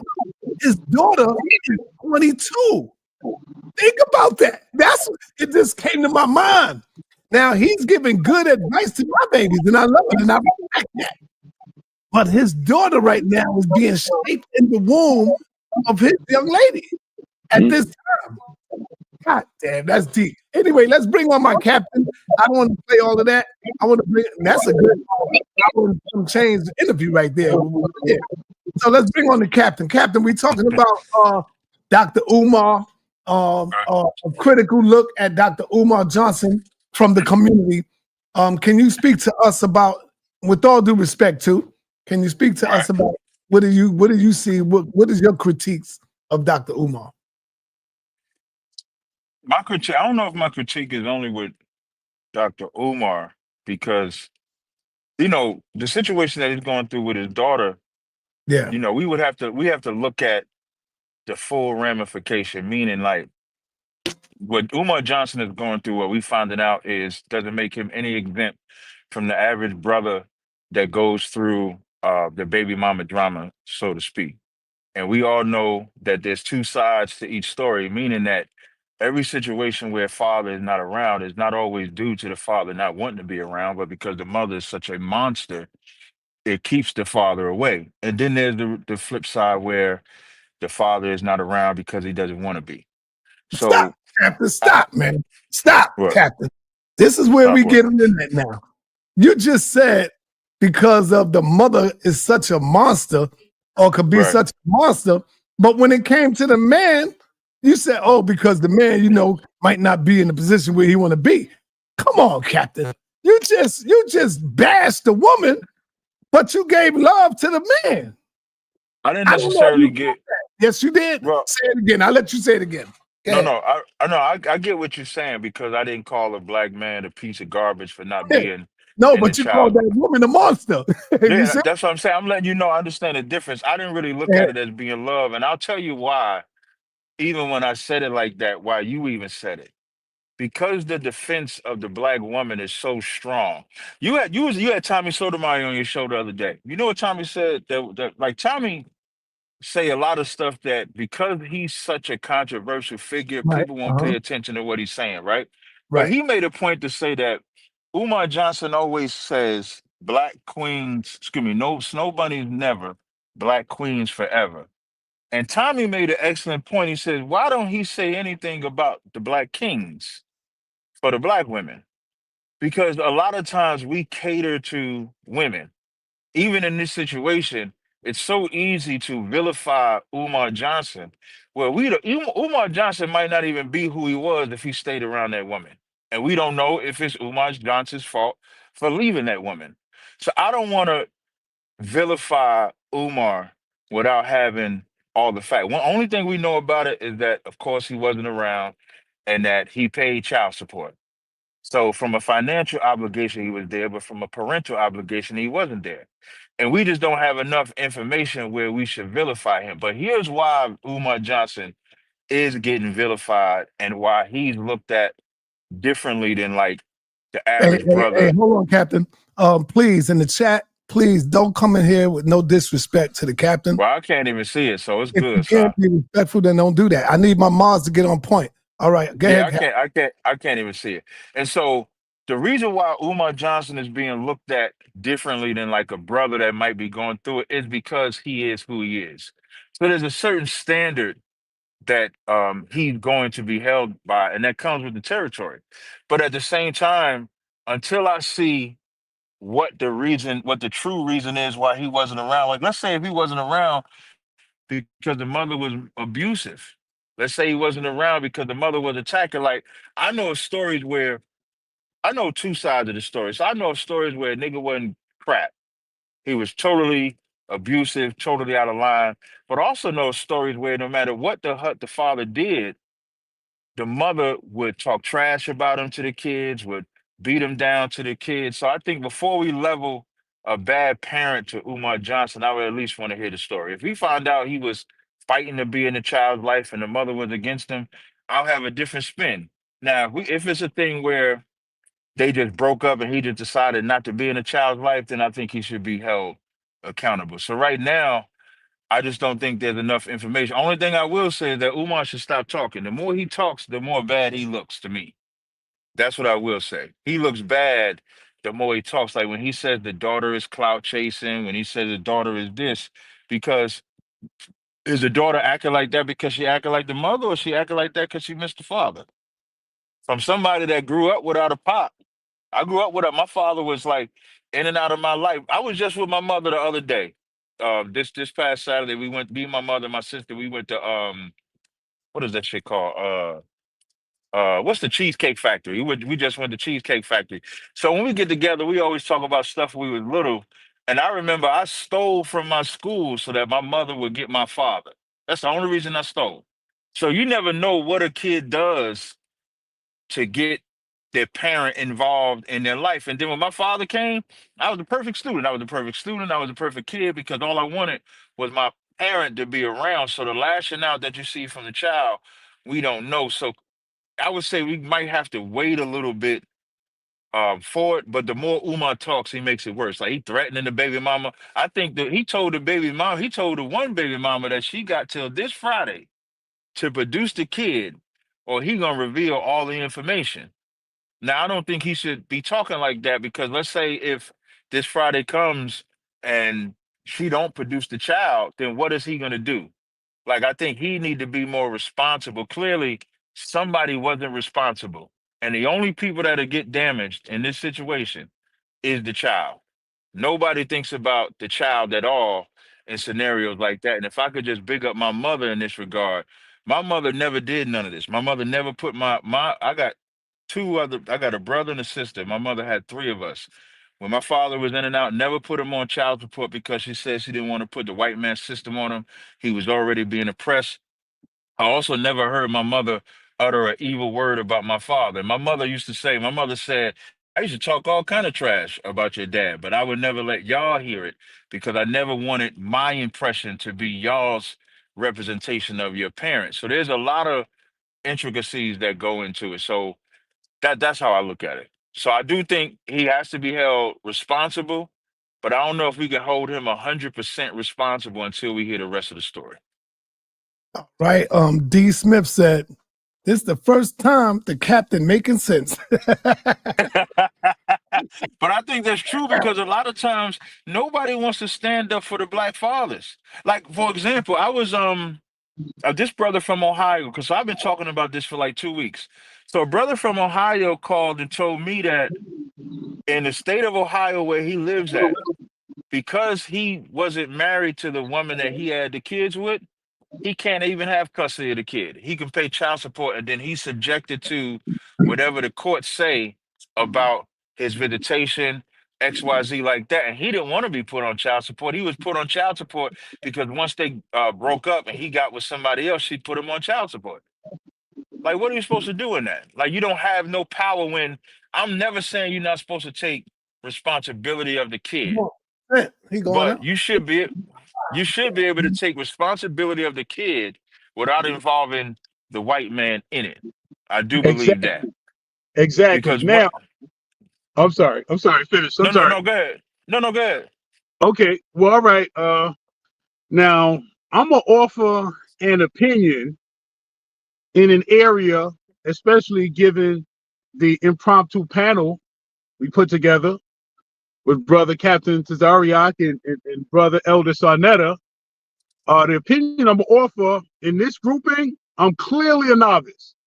So I will own I'm a novice. And this is going to be in two areas. You brothers exceed me clearly in two areas. Now, you both have been blessed with multiple children, and I just have one. And that one is 6. And I'm blessed that it is a That's girl. good. Thank you. It is a girl. I have a daughter. So from 1 to 6, I got some firsthand experience I can share. But I'm sure, especially with sa.neter, he got grandchildren older than my daughter. So I'm not gonna go back so far in my direct experience. And the other area you brothers exceed me in You know, Yeah, you both you got grandchildren older than your daughter, and me and you are exactly the same age. You 60, right. I'm 60. It just mean I was getting busy before you. That's all. Exactly. So, and the other area, I'm also a novice that you brothers exceed me in. Y'all got multiple wives, and a brother like me, it take every ounce of my being to keep the one I have happy. So, y'all is I gotta salute you, brothers. But in listening to some of Brother Captain's story, and see, this is the thing, we got to listen to each other's story. Listen to what his mother said. I talk smack about dad, but I would never do it in front of you. So it was Right, like the love she had for him made her put a layer of respect over his imagery to them. right, right, And then children play their part too. You coming up, it's like, oh look, let me figure this out. How can I get my dad here? Even though the option seemed extreme, but it got the job done. You knew what you needed. So I'm just saying that's why we got to share the parts of ourselves. I know we teaching and leading in other areas, but sometimes when we let folks know about the personal challenges we have to right. overcome, that is inspiring. Now one thing I think you, brother Captain, said about his daughter. I think there's a section, and I don't mind discussing this part because again, this is for all of us to learn. I had my private conversation with Dr. Umar, and that will stay that. But this section here, once he gets past 21, whatever you have, the mom is out of that equation. It's two adults talking now. So it's something y'all got to get clear. Mom not got to say anything about anything at that point. Now, if she wants to connect with mom and do, but it's two adults. So it's at that point, that's a young adult you have to deal directly with, in my opinion. Some men Right. might say, I want mom to be here to tell you from day at this point, we two adults, let's go have some lunch. Either we start today, we're going to get started. And from this day forward, I won't leave your side. And just lastly on this, again, being new to fatherhood, I can't speak to a woman trying to keep my child away from me, man. I would move heaven and earth to get no. I see my child. I wake up every morning. I see my child, and I put my child in bed every night. That will never change until she leaves my house. No woman, no nothing can stop that. But again, and I know we have vindictive and spiteful and hurt women that will use children as pawns. And my heart goes out to brothers who have to deal with that. But if that's your seed, don't let nothing separate you from your seed. And I think more men got to commit to that. Love to hear Yeah. your thoughts, brothers. Yeah, it's a big fight when it comes to that because you do want to fight for your seed. But like part of the reason that my mother said that, and I tell this story a lot, like anybody that follows my channel, I talk about my mother a lot. And the reason why I do that is because people would think that I'm talking from inexperience. Like they might think, oh well, you grew up with your dad, you grew up with this XYZ like that. So I tell these stories so they can know that I experience exactly what they experience. And the reason why my mother didn't say anything because mothers don't realize how damaging they can be to children.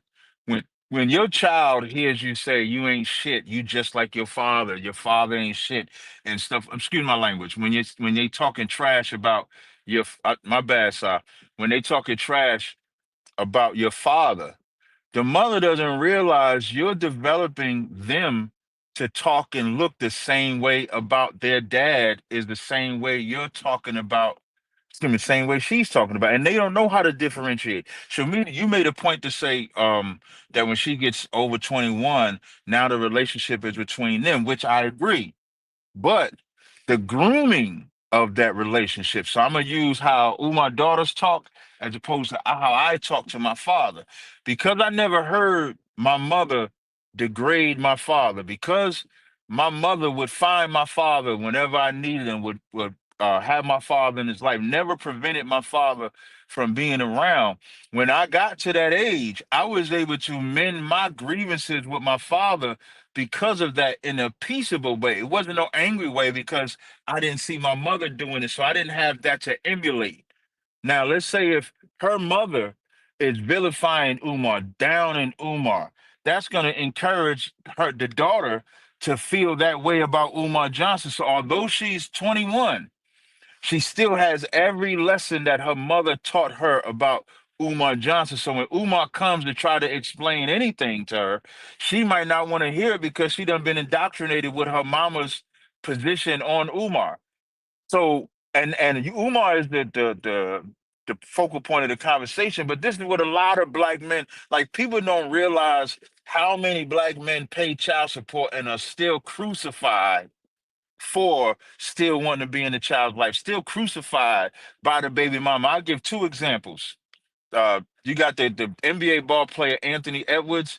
You got I don't know if he's a rapper or not. His name is DDG. Both of them are being ridiculed right now in the spotlight. One is being ridiculed, Anthony Edwards, because he says he does not want any parental rights. And he's being vilified, like, how dare you not want to have parental rights?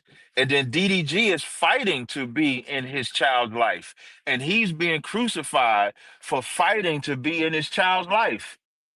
So it's sometimes the black man can't win either way. Even if we're in the life, they find a way to stop us from seeing him. Like, there's no reason for DDG not to see his kid, and he wants to be a parent in the child's life. So we can't act like what Umar Johnson is going through is not unique. It's not. Unfortunately, these are the pitfalls that black parents go through. Now, and if you want to get to the root of it, it's because black parents don't value sex. If we was to get to the root of it, they don't value who they lay with. They don't value, like, sex. I know a lot of people get mad when we talk about, like, sex is marriage and stuff like that. But if people paid attention to actually who they laid with, you might not go through these things. If Umar Johnson had the concept of the Black Queens forever, he would have made sure that this woman was mother material before he had sex with her. And I don't think we put enough value on that. Like, we treat sex as such a little thing, and if you happen to get pregnant, you either have abortion as the option, or I hope I don't go through child support. Whereas if we value sex more than just a one night stand, just fun. Because every time if we looked at sex as, if I have sex with her, she may have a child. Am I ready for her to be the mother of my kids? We might be more responsible, because that's really what we're seeing. We're seeing broken homes because the people that are having sex with each other are not focusing on, can I deal with her for the rest of my days?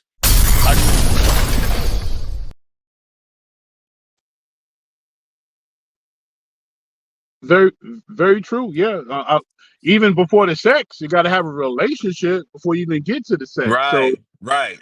and then again, I keep reminding folks, and I'm 60. Cat, you're what, early 40s? I'm 50. Oh, wait, brother, then you're doing great. You look great for 50, brother. Thank you, brother. I appreciate it. I just left the gym. Excellent, excellent. Because the point I was making, the era that young men growing up in today, the average brother is having his, how you say, first interactions in many instances is in strip clubs, man. You know, it's Yep. like even the music is driving that kind of dynamic. So you coming into your 16, 17, 18, end stage puberty, and your first sexual or figure that you get affixed to is when you go to the club on this certain day and this dancer. So your whole relationship now is driven by an attraction. Okay, physical. And on one level, it's great because I tell you, there's a whole bunch of different attractions you can have. So on one level, I think we got young brothers that love young women's bodies, but on a moralistic level, now you are coming in contact with women and brothers. We have to admit, there's no young girl that aspires to be on a stripper pole. Most of the women that end up taking that route is through trauma and different abuses. So these young men and these young women, both hurt and traumatic, are now coming together and dealing with the most explosive energy on the planet. Sexual urges and drive, that's going to produce a human being. Now, a human being that has no teachers. The mother has nothing of substance to teach at that point because of her experiences, and that young man because of his environment. So that's when, in many instances, we perpetuate a lot of the different dynamics that's going on in our community. But yeah, Right. I agree totally. A lack of respect for sex, even going back to brother Dr. Umar, one of his drops was, I don't know if he was being somewhat sarcastic, but hey, he's like, yo, I didn't respect the vagina. I didn't respect the black woman's womb. And out of Nah. disrespect, I'm being chastised, I'm being humbled, but yeah, he went right back to that too. And as men, especially men who pursue a more restrictive path, a spiritual path is a more disciplined path. You can't cater to your desires when you are legitimately, especially when you put yourself in a position where you're leading other people down that path. So if you are not able to continually restrict those urges and discipline yourself, yeah, you will end up in situations where your choices will be contradictory to the lessons that you've been putting before people. And no leader can stand like that. And I just want to say one thing before, two things. One of them before, and this I'm gonna go after this, but the last thing I'm gonna say gonna be controversial. But the first thing I want to say, when he said he didn't respect the vagina, this is why I said he shouldn't be talking, because he shouldn't have said that. If anything, he should have said, I didn't value myself and the woman. He should have left the sex part out of it. Because of course we know sex comes with the relationship, but once you say I didn't.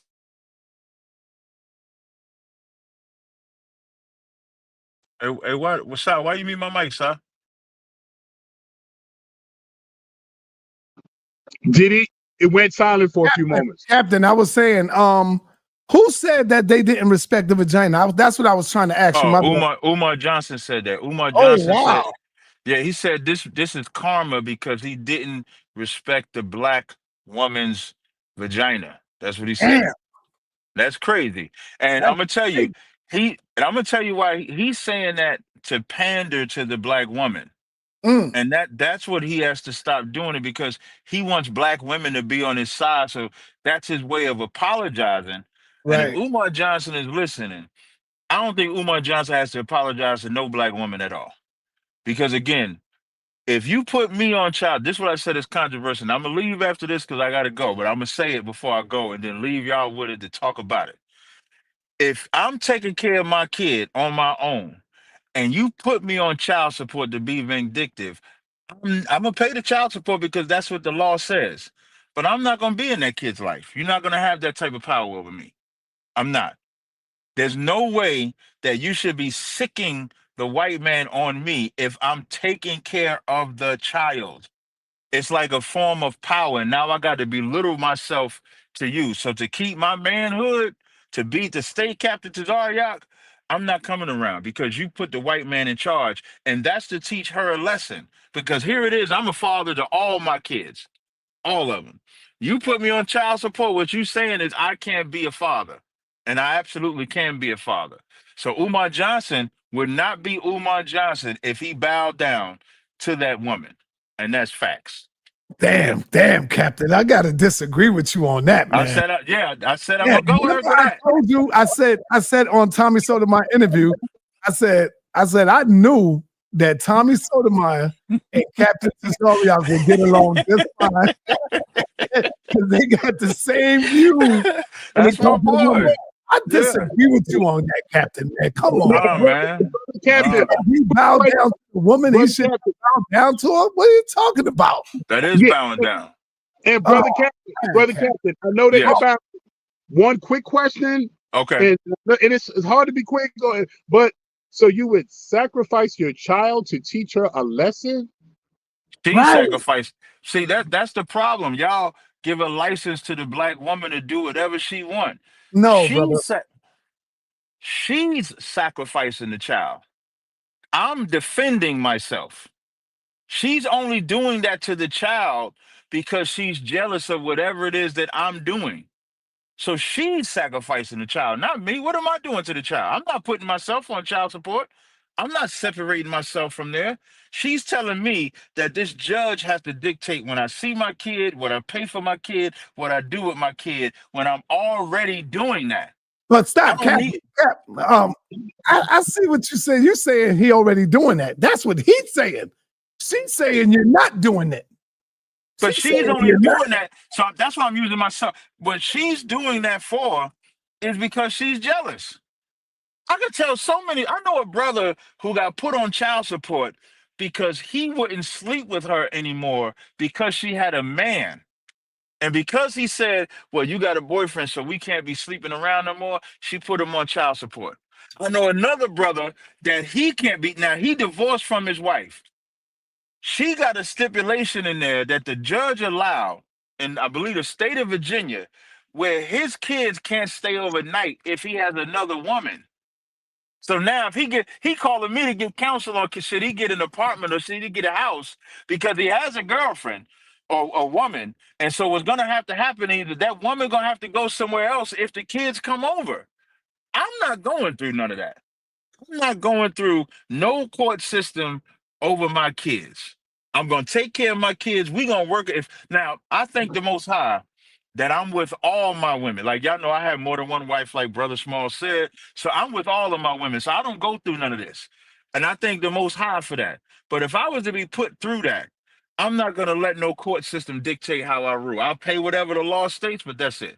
But I do got to go. I just like to leave with that controversy because black men, if you're going to keep your power, you can't bow down to a woman in that scenario. And that's what Umar wouldn't be Umar if he bowed down to that woman. With that, sa.neter, I'm about to roll. Y'all go ahead and talk about it. Hey, hold on. Yeah. Roll, Cap. I'm going to say this. The comment on the screen, I don't hear the black community criticizing hip hop. I think that should be my next topic, right? I would love for us to critique hip hop and title it as has the modern day hip hop destroyed the black family, destroyed the black I'll be community? down with that. Yeah, you let me know if you give me a time frame when you're gonna do it, side. That way I could kind of make sure I set aside time so I ain't just in my car. Okay, so just let me know good. when you plan on doing. All right, peace, Smalls. Peace to the family. All right. All right. What do you think about that, huh? I mean, yeah, huh?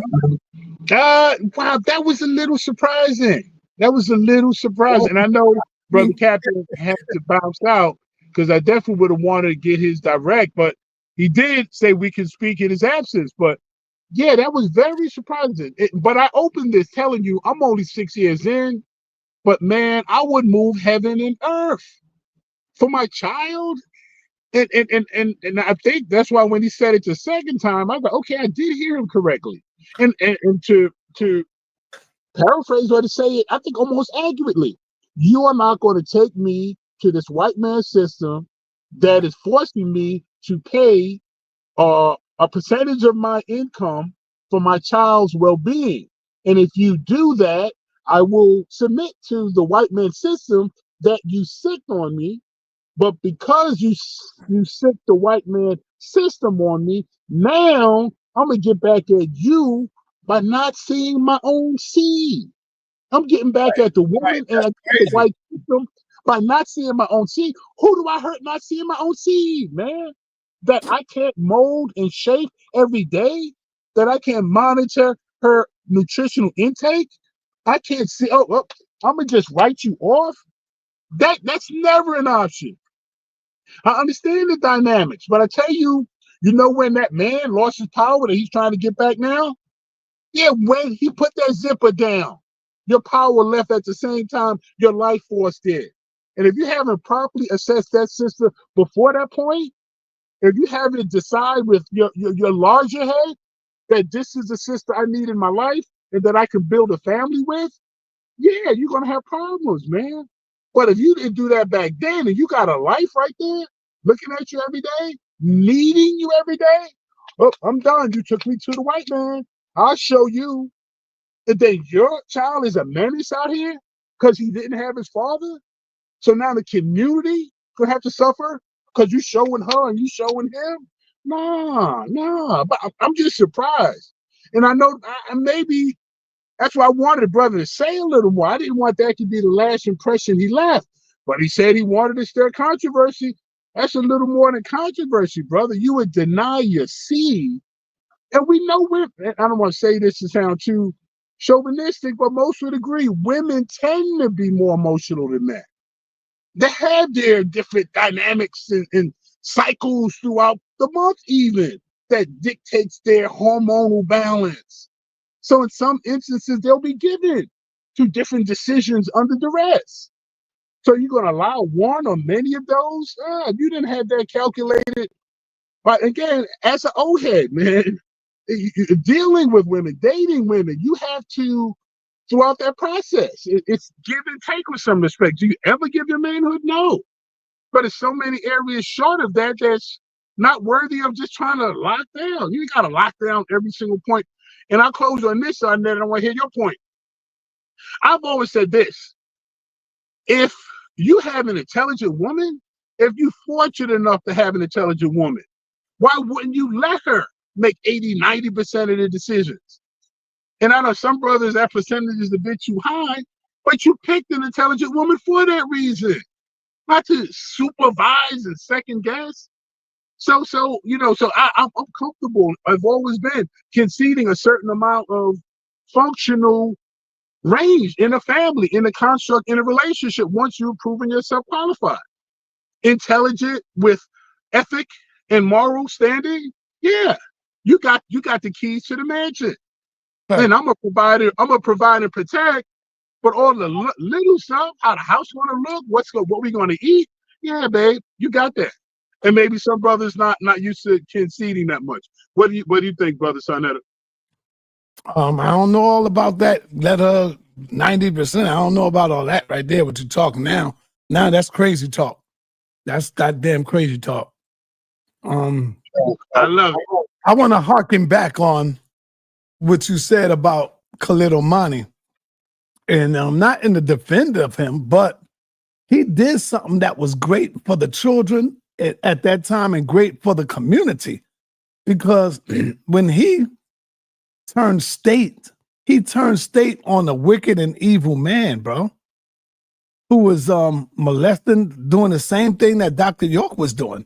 How can you not want to support that? Huh? And I want to go to Eugene Thomas. Thomas. Let me go to Eugene Thomas. I'm gonna let you respond to that, her. You want to go to Gene first, you said, and come back? Or? Yep. Okay. Unmute yourself, Eugene. What's happening, sir? What's up, brother? Oh, no, man, just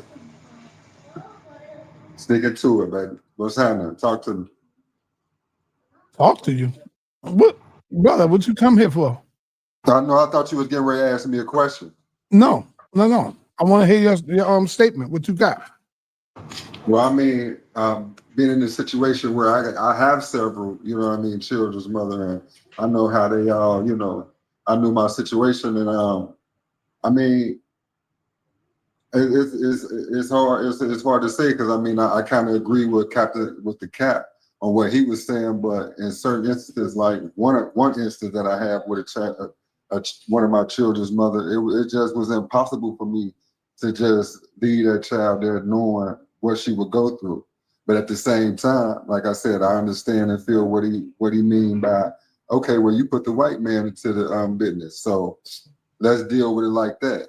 But my heart just being a man and having love for my child, that was something hard for me to do. You see what I'm saying? But the situation that we're going through here with this system is that we all know it's systematic. I just been kind of listening for, you know what I'm saying, some kind of solution, or what solution that we got, or are we looking at for this problem? And I mean, I know the Israelites saying points, but I want to hear more from the sa.neters and what's his name, the other brother that you had up here. Like, what are the solutions? All right, let's hear from the women. Peace, sa.neter. Peace, everybody on the panel and to the audience. Peace, Genesis. Hey, Nepal. Thank you, sa.neter, for having this discussion. There's a lot that I've heard. This is a great conversation. I'm listening to the brother Herman Smalls. I'm listening to you. Captain had a lot of good points. But now the subject that we're on about, I've heard men saying lately, it's something novel to me, but lately I've heard men saying, well, she shouldn't have had that baby. I don't life. I told her I didn't want the baby. I have heard a lot of men. When I say a lot, I've on social media, I've heard it a couple times, but I actually spoke to someone personally who gave me the background on a situation, and they're not deadbeat men. They're regular, men that are working. They have children already. But I have heard men say, well, I just had sex with her and she knew that I didn't want the baby, but she went ahead and had it. So why should I be in the child's life? Do I think that's right? I don't personally think that's right where I stand. However, we do need to, and I'm saying this emphatically, that there's a lot of reasons why it's not right because of the way it affects a child that's already existing. However, we do need to have the conversation about men's rights. I think that's what this is about. I'm a women's advocate and a children's advocate, but I also do advocate for, my brothers and people who I see when men are getting the short end of the stick. We need to start discussing women. If you're having just a sexual relationship with someone and you get pregnant, let's talk about how valid you take a man's statement when he says, I do not want that child. You know what I'm saying? Like, what do we do about that when a man really doesn't want a child with you because he doesn't want to be with you? Because look what has happened. There's been lives very much damaged. Children get neglected. I'm not an advocate for abortion, but again, we need to say, what rights do men have? What rights do they have? So that's a question that I ask. For me, I'll park my car and hand it over to Genesis. But for me, I think it starts with men. You don't get to have your cake and eat it too, though. Don't just think you can just go around laying down with everybody with, bareback, meaning no protection. And then when she comes to you pregnant or with the baby, you start saying, well, I'm not going to be in the child's life. So, I mean, it's harder to get men to just do that than to have a conversation with women and men saying, where's the man's rights? Women can go have abortions. Where's the man's rights when it comes to a woman being pregnant with a child that he really, really, really does not want? Genesis? I would say the man knows once he put his penis in that vagina, there's a possibility of him getting the woman pregnant. Mm-hmm. Don't do it. Ain't no goddamn rights, man. When this woman get pregnant and she's willing to have that baby, whether he wants to or not, he knew the consequences, right? But what he wanted to do is fill his own greed up at that time. So I say no. That woman, if she want that child, she should have that child. And but when you have that child, just don't expect him to be in the life. Simple as that. Be ready to take care of your baby. Simple as that. But that man, he cannot get mad for that. He can only be mad from with himself. That's what I would say. That's only my opinion. Let's bring on Genesis. And and I agree with you real quick. Excuse me, Genesis. I agree with you 100%. So sa.neter, what about the child support part when she has the baby on her own and he's like, I don't want to be with you? Yeah. I feel you. He just still got to pay child support because he knew exactly what he was doing. When he put his penis in that womb, he knew that was a possibility of her getting pregnant. He knew, oh no, I don't want to pull out. I need to pull out because I don't want this. He's a grown man. This is not no rocket science. So when you bust a nut in that womb, there's a possibility of you hitting that egg and getting this woman pregnant. Now man up handle your responsibility, and just do what Umar did. Pay some money and just don't be involved in the child with the child. You be still wrong, you know, but still the woman have a right to say, no, I'm not going to get rid of my child. I don't agree with no abortions. She knows that. They both know what they getting into. Y'all both grown adults. Simple as that, man. I'm not blaming the woman because he don't want the baby. You should have thought about that. You know the outcome. That's just my take on that. You know what I'm saying? Go ahead, Genesis. That's it. You want to add on to that? No, thank you, Genesis. I just wanted to ask him about the child support part. So, I mean, yeah, I was gonna say like men's rights. Okay, the man has a right to put a condom on. They got a right to get a vasectomy. They got a right to not even do it to the person. If they don't like them, why are they? If they don't even think about wanting to have a child with them, why are they even having sex with the woman? What's the purpose of that? Okay. Number two, there's always a possibility of that happening. So why are you sleeping with the woman? You know what I'm saying? So that is ridiculous. And everything that happens after that, once the person gets pregnant, is really a danger as far as like getting rid of the child. Everything after the person gets pregnant is a life-threatening thing that happens from a woman. Taking the plan B could be life-threatening. Getting an abortion could be life-threatening. All those different other options, those after-birth pills, all that little thing is really hurting the woman actually from the inside. It don't hurt to put on a condom. You know what I'm saying? And also the vasectomies are actually less invasive than hysterectomies and tying the tubes. So, I mean, if you don't want to have kids, get a vasectomy. I mean, you might, I don't know, like just get a vasectomy. You know what I'm saying? And here's another thing. I really wanted to get into. I wanted to get into that whole thing about child support. I want to talk about what Tazarak said. Well, I'm not going to pay child. I'm not going to help. I'm not going to be there in the child's life about the child support. Here's the thing. But what happens when you go to crazy on that? He crazy on that. I've heard a lot of guys talking like that lately. It's insane. Like I'm like, bro. First of all, let me just break this down. If I'm not with you, and say my child has asthma, right? You want me to come directly to you because I'm not getting it through the state. I don't have a monthly thing coming in. So whenever anything is going on, I have to come to you and beg you for money and ask you for help. Well, I help out my child. I buy clothes or whatever. I'm dealing with your child every single day. Every day needs food, this, that, the other. So what happens is like, say if I can't work or I got to take off from work, my child's sick, right? I got to take food stamps in, right? So guess what happens with food stamps? They make you sign a thing saying who the father is, and then they file child support against the father. What if my child has asthma? So now, in order for me to take my child for the doctor, I gotta come to you and get $100 to pay the copay at the medical thing. What about the medication that goes along with it? Men are only thinking about, I bought him some Nikes, some Jordans. I bought some clothes. I gave him a couple dollars. We went to the mall yesterday. What about regular stuff that happens every day in the child's life if it gets sick? I gotta call you on the phone because I gotta go to the hospital, to the emergency room, or I gotta get medication. No, pay the child support. Get us on the WIC or whatever the Medicaid, so that my child can have medical insurance. Because half these dudes out here ain't got no medical insurance. You know what I'm saying? That they can add their children onto. Damn. And let the state help with the government since you can't do it. I'd say it's more than half of them, don't you? Gideon, come on in here and explain what you mean. Explain what you mean when you say the onus is on the woman, Brother Gideon. Unfortunately, come on in here and explain that, brother.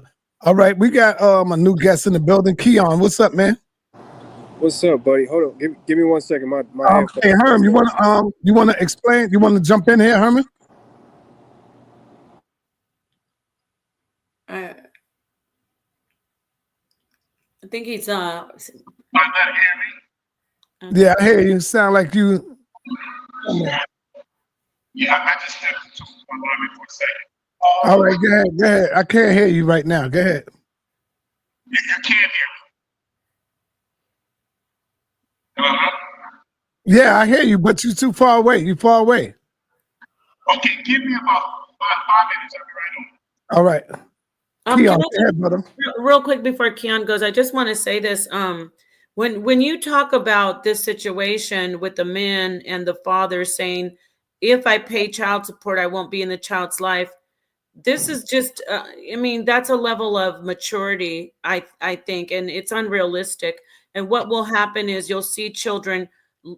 I absolutely side with the girl, with Umar Johnson's daughter. She was pushed to her last resort, took it to social media because her father, that's all she saw that was important to him. But I want to say this, look at how that relationship, all he had to do was be in that young girl's life, and she would have been it would have been a whole different story. He decided, the first thing he said was, I have the paper, the white man's paperwork, all the things he's preached about, him sitting there telling the children, Asante in Africa, how to do this and that. My stomach turned. I literally felt physically sick because his daughter was around the same age as they were, while he's sitting there trying to tell other people's children how to be. Your child didn't even hear from you. So a man saying, I will pay, I applaud him on that. But then when you say, but I won't be in the child's life, I feel pity for you, but even more pity for the child. Not pity, I feel empathy for the child, and I feel disgusted that a lot of men are pushed to that. Now I know I'm not contradicting myself. Men are being pushed to the wall, though, because let's be real. When you say, oh, well, you should have known this and you should have known that, women have the and I'm a woman, okay? So I think men are being deadbeats out there a lot, but I'm being honest. Women have the option to go do whatever they need to do. You could take birth control. You can make him wear a condom. You can go get an abortion. You can take the morning after pill. These things are available to you. I'm not saying I advocate for it, but you have those options. A man has zero options besides, oh, well, I hooked up with this girl at the club. I don't even know her name, but now she's about to have my child forever. So we need to really start talking more about what is really going on with men. Look, and I'm gonna park my car because I really want to get into this. The Brittany Griner or whatever, that one woman that openly said, just go have sex with a basketball player. They're dumb. You can just make money. Women are being vindictive and vicious with these men.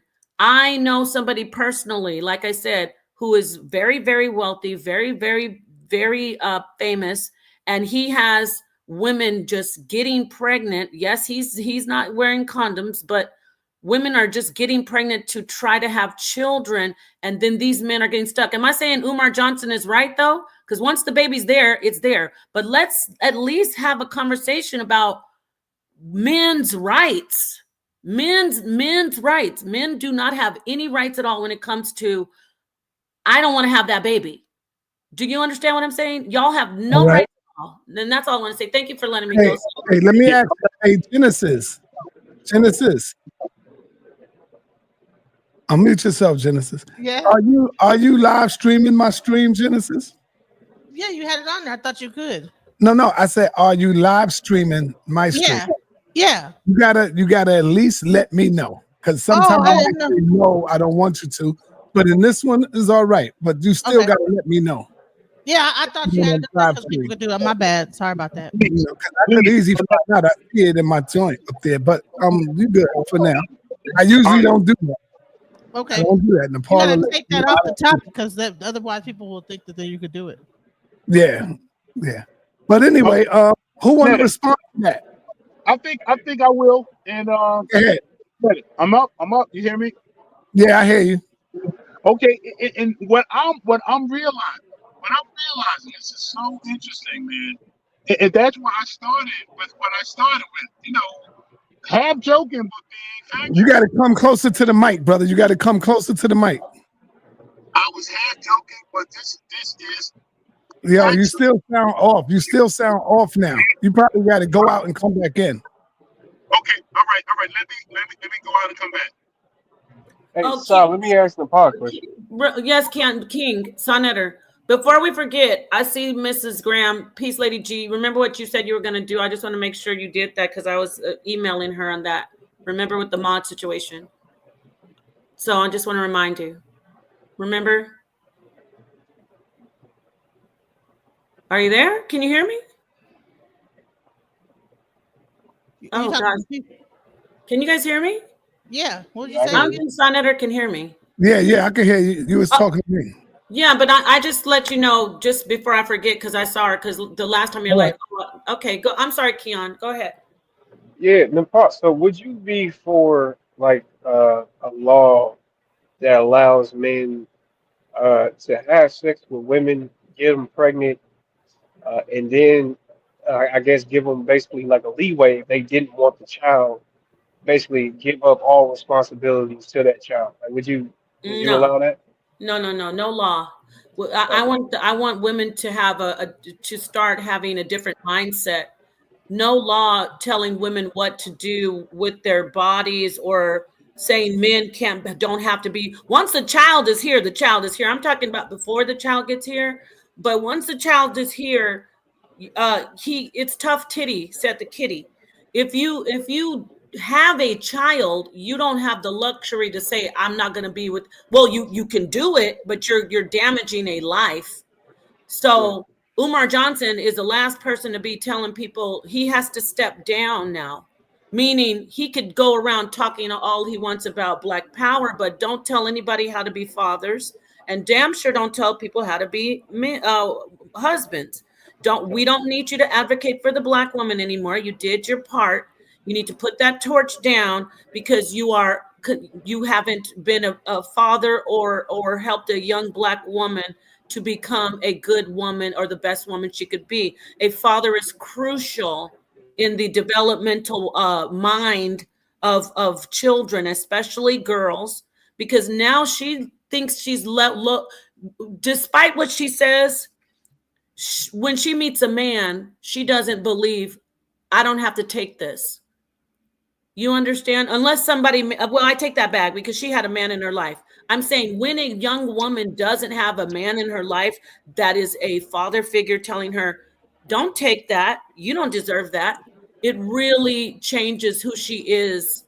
She has to work a little harder or do a little bit more as an adult. So what I'm saying is, no, Keon, I don't think no law should be made at this point as far as men being able to say, I'm not going to pay child support.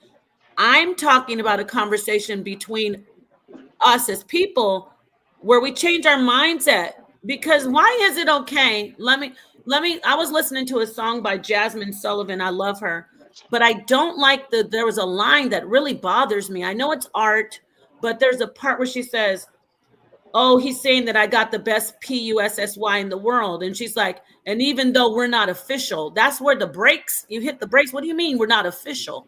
You're giving him sex and he's having sex with you. Well, how are you having sex and it's not official? We really need to stop this. I'm telling you, I'm not a gatekeeper. I'm not prude, but please, just because it feels good, grow up. Like our elders used to tell us, close your legs, you keep it in your pants, young men. All right. You know what I'm saying? So that's my answer. We need to change our views on sex. Okay. Let me or you get a vasectomy, right? All right, hold on. Let me move on to our views on sex. Let me move on to Jose Francis. What's up, bro? Thank you. What's up? You hear me, sa.neter? Yep. I agree with Sister Genesis. If you don't want to have a child, you're right. It's to wear a condom. There's no argument once she tells you she's pregnant. Because I don't want to hear no abortion. I don't want to hear none of that talk. The child is here. You as two adults have to deal with it. Because we've seen what happens when you pick the wrong woman live and in real time on YouTube. This one wife wants to tell the bedroom business, and the next one who's judging it, wife did the same thing, but he forget that. So, all right. So when you hear them talking, you gotta say, didn't your wife do the same thing to you and you didn't like it? So stop judging your brother and call your brother. Don't listen to what other people say. Take your brother's word for it. You understand? Okay. Yeah. That's all I have to say.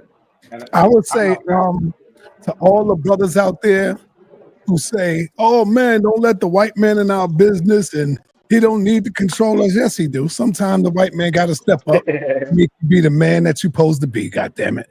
See, I'm the brother that's going to tell the truth.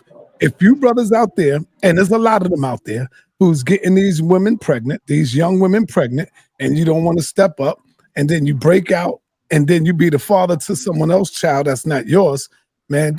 Sisters, put that ass on child support. Put that ass on child support. Let the white man get him, and he will respect and bow down to that white man, and let that white man put that belt to his ass. Simple as that. Take care of your goddamn child. Take care of your baby without the white man having to make you do it. Facts. That's it, man. And I know you brothers don't like it because a lot of you is not man enough to do it. You're not man enough to stand up and be a goddamn man. Look at my brother Q. He's a goddamn single parent and doing his thing, doing it. And I love that. That's awesome. No goddamn white man making him do it. He's doing what he's supposed to do as a man. You know? So step your ass up and take care of your seed. Simple as that, man. And if you don't want to do it, because a lot of you out there, you making your money, but you want to look fly, you want to buy jewelry, you want to do this, but you don't want to go ahead and contribute to your seed.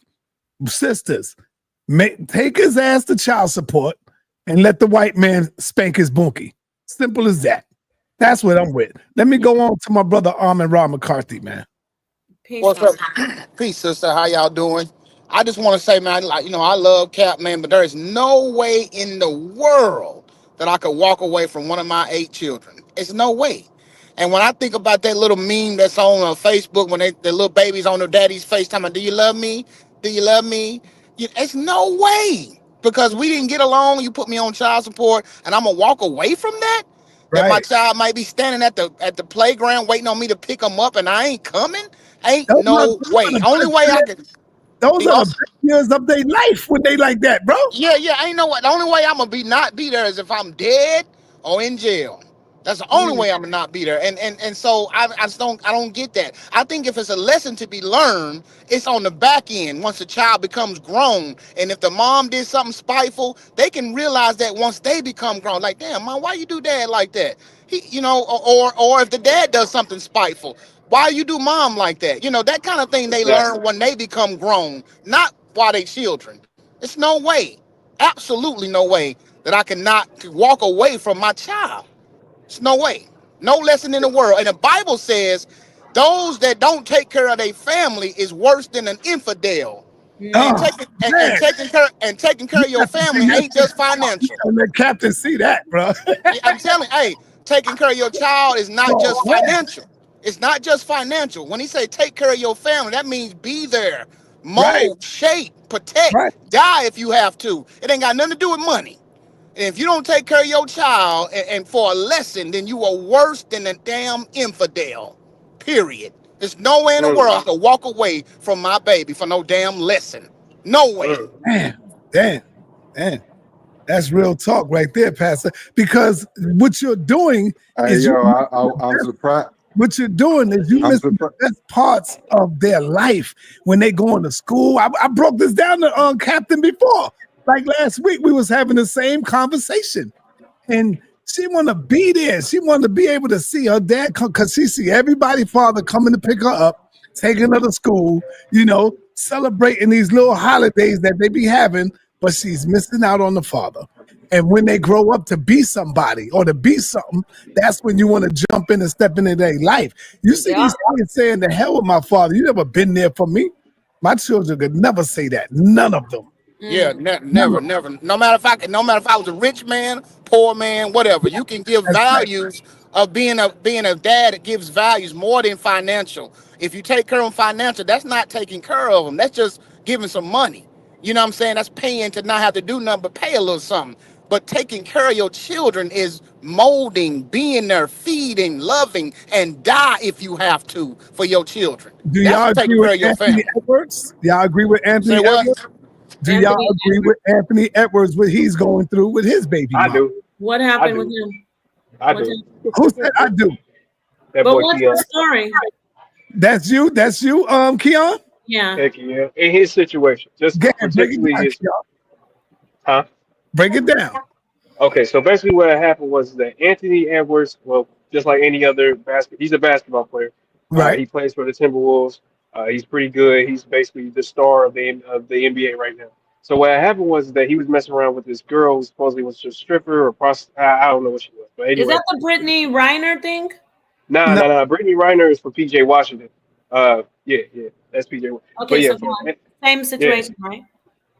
yeah. Well, basically, it's basically around the same situation. So he was basically telling the girl that he didn't want to have, or he didn't want to have the baby. She was texting him saying that I'm pregnant. I want to have the kid. I want to keep going. And he basically said in the text message, I want nothing to do with that baby.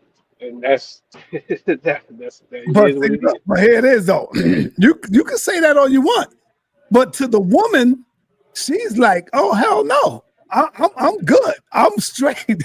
So you got to look at you know what Anthony Edwards is bringing in. You know his what he pulling in. She would be a fool to say no. I'm gonna terminate the baby. So when you're looking at her, she's looking at, man, I'm stepping up. I got this right now. Anthony Edwards is one of the top paid NBA players in the NBA and getting ready to get more money after the season.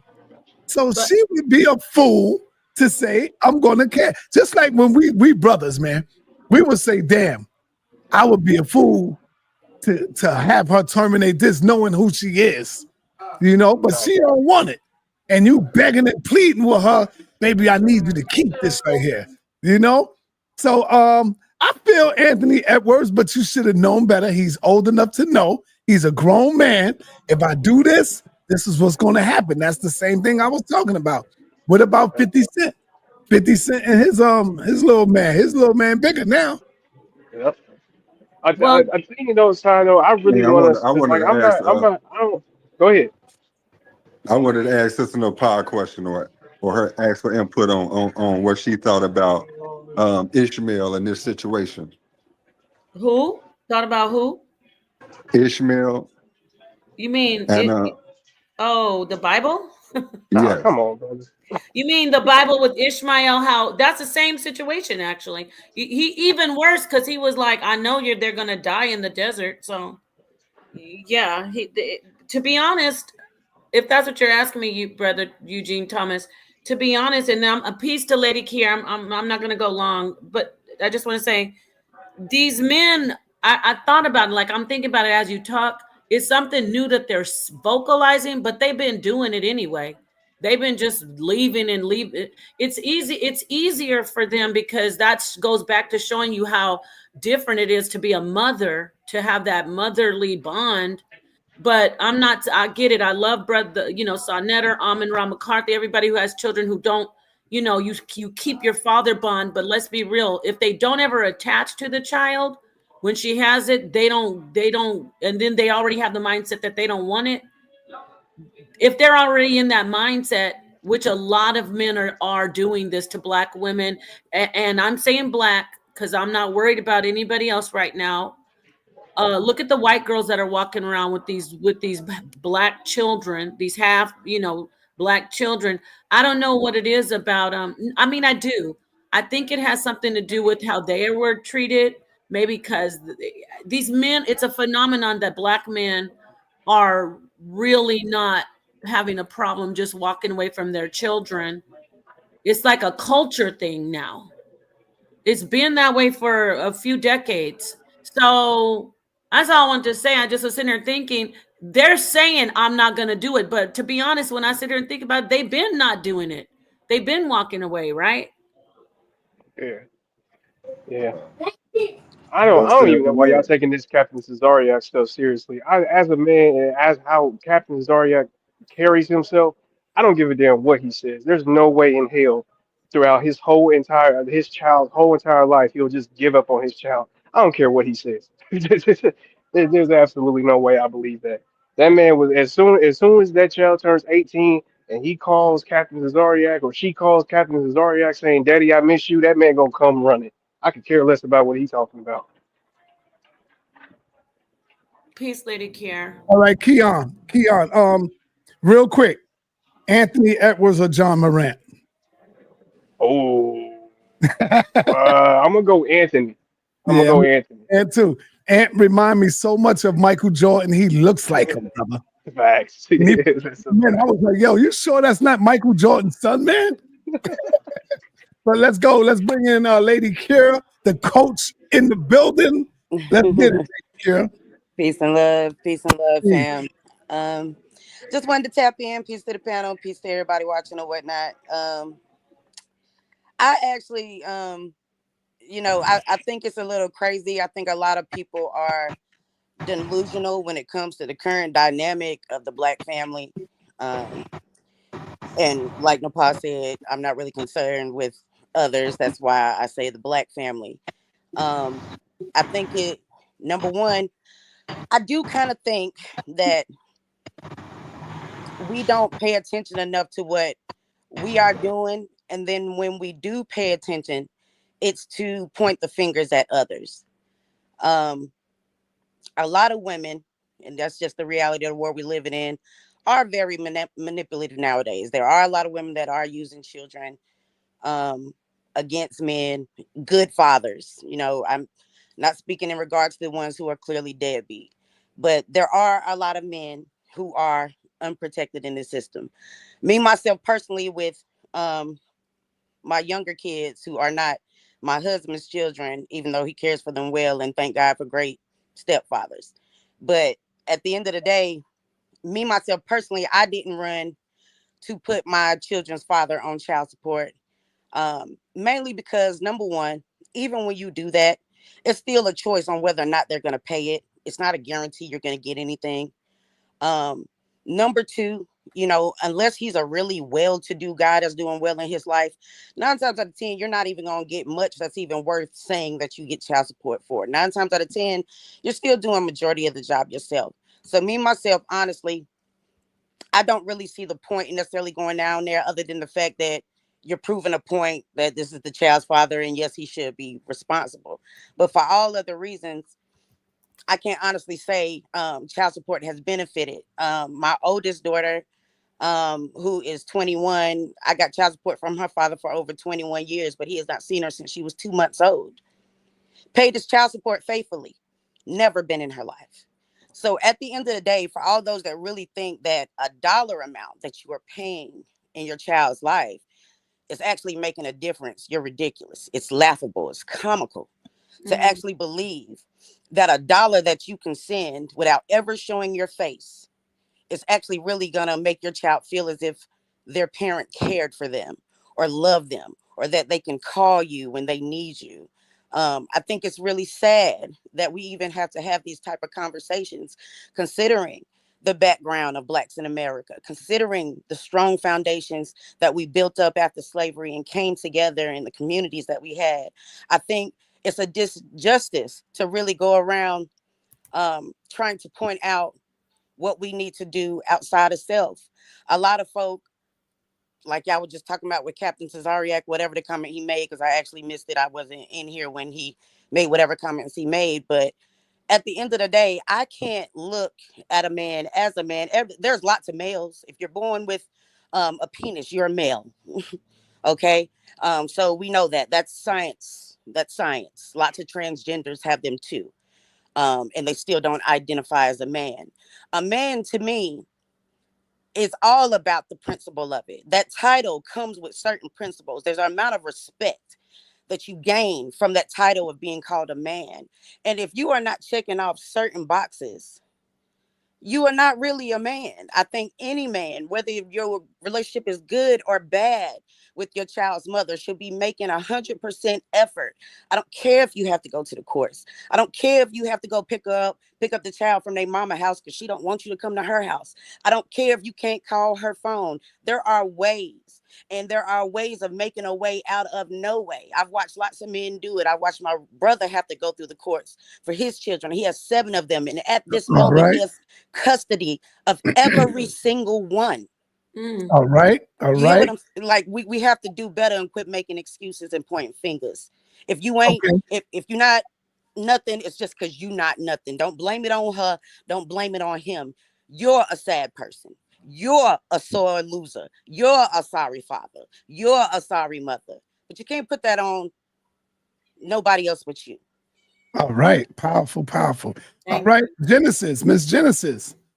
I just want to just ask, like a lot of people talk about this whole child support thing, but a lot of guys, what they'll do is they'll complain about being on child support with one child and then go and impregnate another woman. And then they'll say, so it's like, or another woman, so it's like, and then at the end of the day, like, what are you going to be getting in child support? Like $180, $200. A lot of these people are not marrying NFL players or football players. We're marrying or we're dating old dude that work at the warehouse, just got out of prison or something like that. So they probably ain't got that much money in child support. You know what I'm saying? That's probably why they're hurting them. Oh my God, you really on child support? I only got $500 a week. You know what I'm saying? You took 180 out of that. I ain't making no money. Oh, so God. Genesis, $500 a week. Genesis, let me say this real quick though. Sometimes Do not sleep with him, y'all. Run. Hey, hold on. Let me say this, y'all. Let me say this, Genesis, and all the women that's listening. That sounds like horsehair. Sorry, son. I'm sorry, King. Go ahead. Oh, sometimes the father could be on child support without the father even knowing, or without the mother even knowing. Because the woman ain't gotta always put you on this. Sometimes she's forced to. And let me tell you what I mean by she's forced to. When I was doing my time in prison, she was forced to put me on child support. In order for her to get welfare, they would say, well, where's the father at? Oh, he's locked up. You getting welfare, you getting food stamps. Well, now we're gonna have to get him and have him pay for it. So when I came home, I was sent a letter and everything, and I had to go straight to child support. Damn. But I ain't had no problem with that because they waited until I got me a job. And so when I got my job, I think they was only taking like $80-something out my check. I didn't really give a damn about that. I was all right. You know what I'm saying? But so I went through that. And sometimes, and I did come home and I was like, yo, why the hell you put me?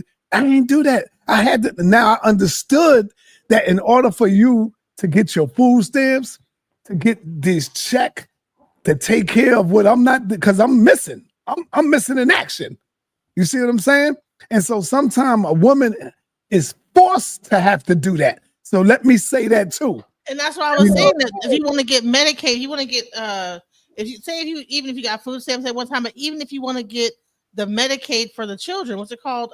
CHIP or whatever, Healthy Kids or whatever, the benefits for going to the hospital, the doctor, right? Because your child got to go to the doctor.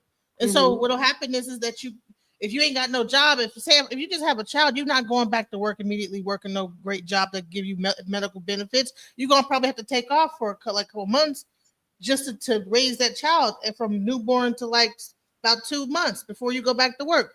Who is taking care of the child? It's just you in the system. If the man's not there, then yeah, you got to go to the doctor. The child has to get checkups.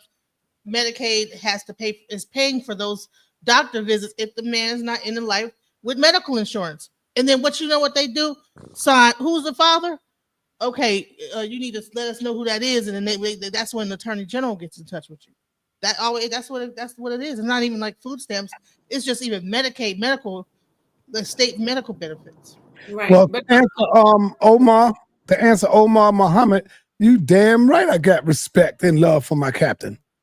What that got to do? I don't respect everything he say, but I respect him as a man, and I respect him. Yes, you damn right. Just like he have the same feelings towards me, bro.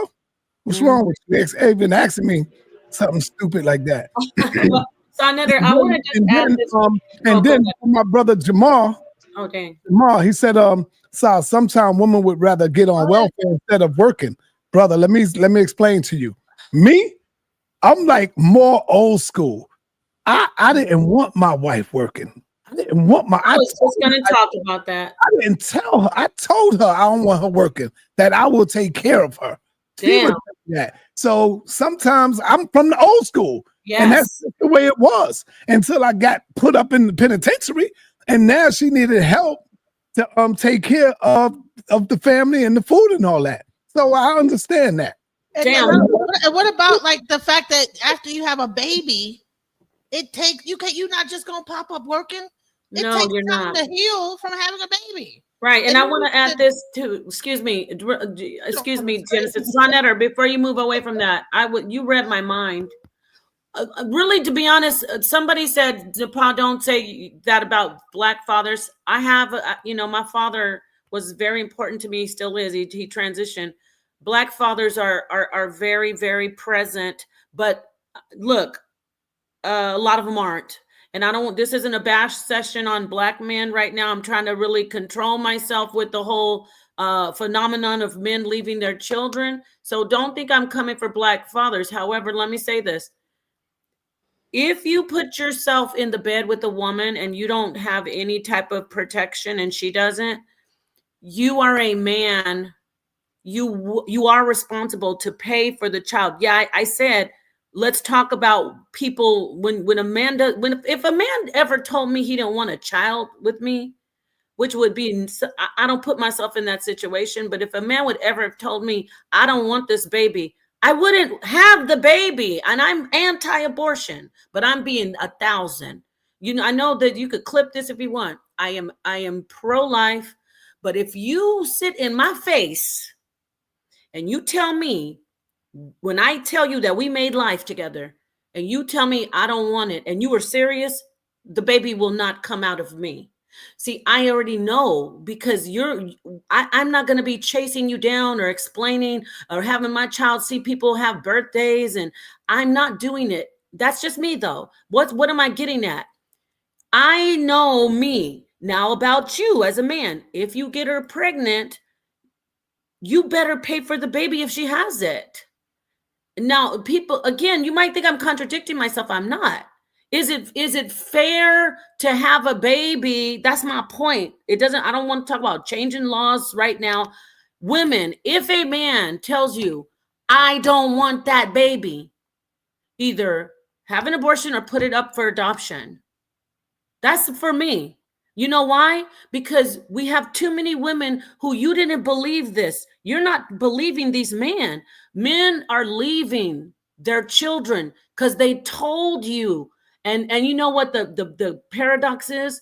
That's why the abortion clinics are full of women, Black women, because a lot of Black men are having sex with women and getting them pregnant, saying, I don't want the baby. I would be one of those women. But thankfully, I knew I'm not laying down with the man that wouldn't want to have a child with me. So my point is, you must take care of your child. That's your job as a man. Right. You must pay for your child. So that's all. Thank you. Right. And you know what? Anthony Edwards, who's to say he might not end up falling in love with that child? Especially if he had a son and the son is like 6'7", 6'8". What? Who's to say he ain't gonna end up later on in the future? Because things change as you get older. He's young. Anthony Edwards is a young man. But sa.neter, let me say this, but the baby has a lifespan. It's very crucial from age 0 to 5. That child's not, you know what I'm saying? We're building up another deadbeat dad. If the boy grows up without him, it takes this man 5 years to come around, or 10 years, or 15, or 23, like Umar. See, that's the problem.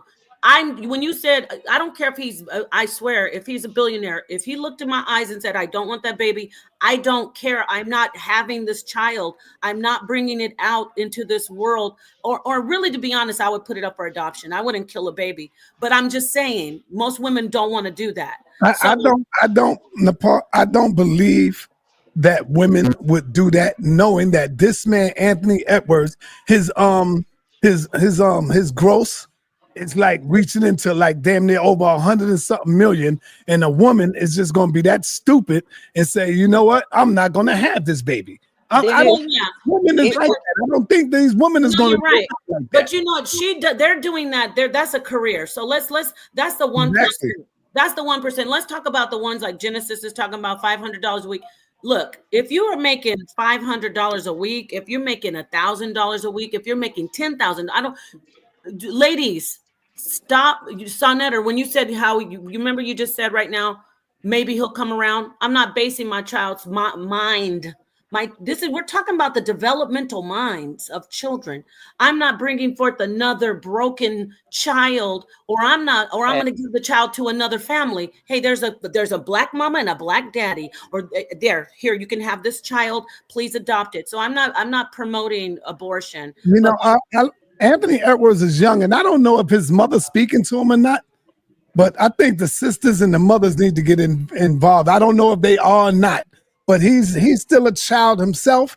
And I'm telling you, I think his mind will change, especially if that child happens to be a boy and he comes out and he's tall like him. Man, yo, I will be there every step of the way, because now you got your son getting ready to do what you do. You know what I'm saying? You know how many? I mean, damn, that's all. You have a beautiful heart. Real quick, this is a beautiful statement by Moon Girl Kiki. But I want to say this, sa.neter. That's the problem with Umar Johnson's the 23-year-old mom. I imagine she said maybe he'll come around. Maybe he'll change his mind. Oh, another birthday passed. Oh, another birthday passed. Well, maybe your daddy will call. Do you want to meet him? Oh, do you want to hear anything about him? You never asked me about him. No, don't do it. And read. I wanted you to read this. Anthony Edwards' mother passed. Oh, okay. I didn't know that when he was in high school. Damn, I think I did hear something like that. Yeah, now you say it. But yo, you know what I do like? I like Karl Anthony Towns and his father relationship. He's at every goddamn game of the Knicks, man. You see his father sitting right there supporting his son, Karl Anthony Towns, all the time, man. Well, here's my problem with the scenario y'all were just speaking about. Like, because we're saying he's just a kid, but clearly he's not. Yeah, Clearly he is an adult. Clearly he is off in the NBA. Yeah, he's a young adult. He's a young adult. Exactly. So he's not a child. He's out here making adult decisions. He's having unprotected sex, and he's making babies. So I would like to know, like, seriously, what type of logic do you have to think, mindset, regardless of age, especially once you out here having sex and stuff? Because nowadays, especially in these schools, everybody's taking sex education. We know the results of consequences of our actions. What gives you the right to lay down with someone, make a baby, and then turn around and say you don't want the baby after the baby has been made, and say it in such a retrospect that you expect that to be respected by the other people that you're speaking to? How do we make that decision after we've already done the act? The reality is, and this ain't just for him as a young man, because grown men are doing the same thing. Otherwise, paternity court wouldn't exist. I agree with you, lady. We watch it on TV every day. Because it ain't like he didn't know that this woman was a prostitute. He knew it. Which means he was willingly paying. That means he was out here paying for it. Now you mad because you don't get a permanent reason to get paid. It was a prostitute? Yeah. Anthony Edwards impregnated a prostitute, a young girl. There must have been some substances involved. This is just like with the basketball player that got the girl from the reality TV show Drea pregnant. It's the same thing. At the end of the day, you know who these women are you laying down with. A lot of these dudes, they enjoy this attention. They like having the baddest women running after them, chasing after them. They want to hit them all. They want to lay them all out. Wait a minute. Women like to chase after them too, though. Wait. I just said they like women chasing after them. That's what I said. That's what they like. They like that attention. And then when it comes with more responsibility, because you got more than you thought once you entertain the attention, now you a victim. How? Right. I agree. That's I don't cut none of them no slack. None of them no slack. Because at the end of the day, if we all grown adults, men always hollering, oh, I'm a man this, I'm a man that. But when it's time to step up and have man actions, turn that term into something that is, turn it into an action verb, not something you just say, but you actually turn it into an action verb. And now nobody knows how to be a man. Let's go on over to Herman McCarthy. Pastor Herman McCarthy, I see him with his collar on. He's getting ready to preach to us right quick. Let's go. Let's hear the sermon, brother. Yeah. I just wanted to say, well, since you say that, but truly, we do have to start trying to push our youth toward a less promiscuous lifestyle in the end of the day. Our culture, huh? That's not going to happen, brother. Well, I'm just saying you start at home. That's why men need to be there. Start at home with your family. If everybody does that, we can have a little bit of impact, you know. But we have to, our culture, our society, our music is all highly promiscuous. And if we, you know, we stop buying it, they'll stop singing about it. That's the bottom line. But as long as we put that, you know, when we're doing that and then trying to push, wait till you're married if you can. You know, there are structures, biblical structures that help us guide us to avoid some of these things that we're falling into. And when we talk about, you know, what Cap said, I know that's brothers. He's a brother of principles and lessons. But to me, I think the lesson is to be made on the tail end once the child is grown. Once they grown and have kids themselves, they can look back and say, damn, you know what I mean? Why did you do this to my dad? Or why did you do this to my mom? You know, that type of thing they can see for themselves. A lot of times I dealt with one of my children's mother. I have 4 children by one person, and then the others with my wife. The first lady never got married, but you know, she would say a lot of things, but I would try to tell them, don't disrespect your mama no matter what. And I allowed them to see some of the things that I dealt with now that they're grown. But instead of trying to make a lesson and disappear now when they little, you wait till they're grown and just let them see. And you might not even be alive to see them come into fruition of what happened. That's okay. Let them come into it on their own. They will see if you just keep doing what you're supposed to do. But when men are designed to notice when other men are preying on their daughters and doing inappropriate things, we're programmed to notice stuff like that. And if you're not there, you're not gonna notice it. You're not. You know what I'm saying? You need to be home no matter what. Let the lesson be learned after the child is grown. Can you imagine what Anthony Edwards' mother to be, his child mother to be, going through right now? Can you imagine with all the influence that she's listening to? She's having a great life. I didn't know she was a prostitute. Coming from her friends, coming from her sisters, coming from her mother. Girl, you crazy if you terminate this baby. You better have that baby. You know what Anthony Edwards, his gross payment is this. And see, so that's what she got to hear. She got to hear the other side. See, it's easy for us to judge stuff, but it's the other side what we got to hear too, when she's with all of her friends telling her, girl, you better have that baby. The hell with that. If he in the life or not, you're going to be well taken care of for the rest of your life. She's going to be hearing that.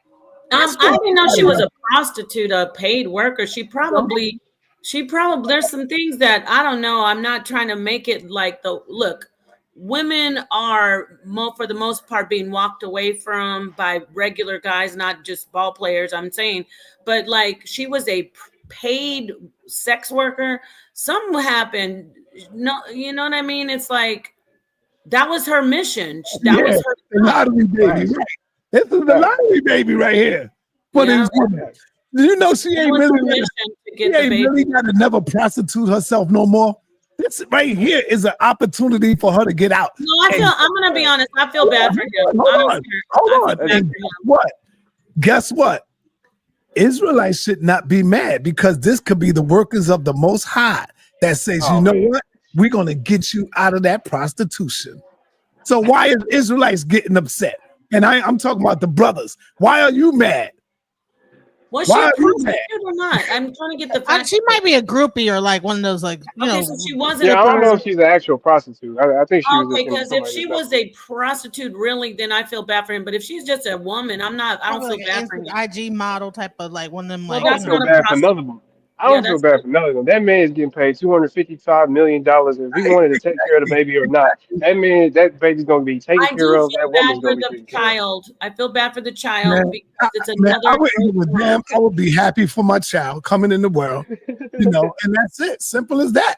Well, this is that baby going to be at least 6'5" and have a $50 million in his bank account before he. But then he's going to grow up to be another guy who doesn't value the things that Amin Ra or sa.neter say, like.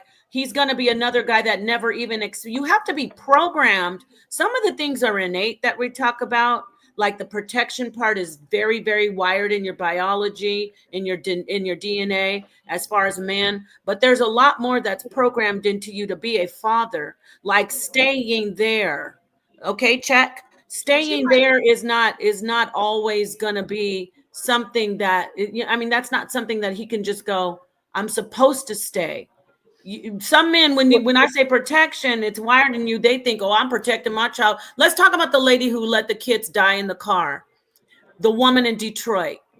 The man, he thought he was protecting his children from afar. It was just okay for him. But really, the children were with a woman who wasn't putting them as a priority because she didn't know how. I'm not villainizing her.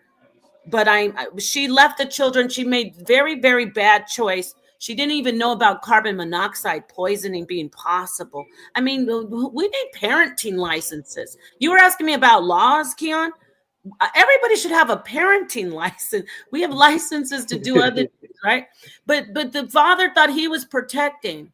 You know what? Why he thought that was protection? Because he grew up and his dad protected him from living from afar, calling every 2 weeks. Well, Sending a pair of shoes. You know what I'm let saying? me ask you this then real quick because y'all was saying this earlier.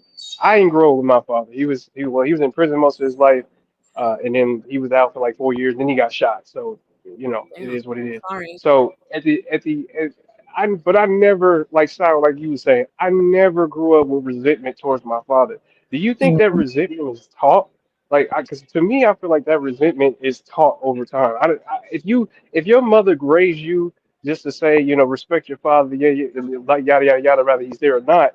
I don't think that those kids grow up with that resentment. And you know what, Keon, to add on to what you're saying, me too. I grew up as I was growing up. Guess what, Keon? I really never thought about him.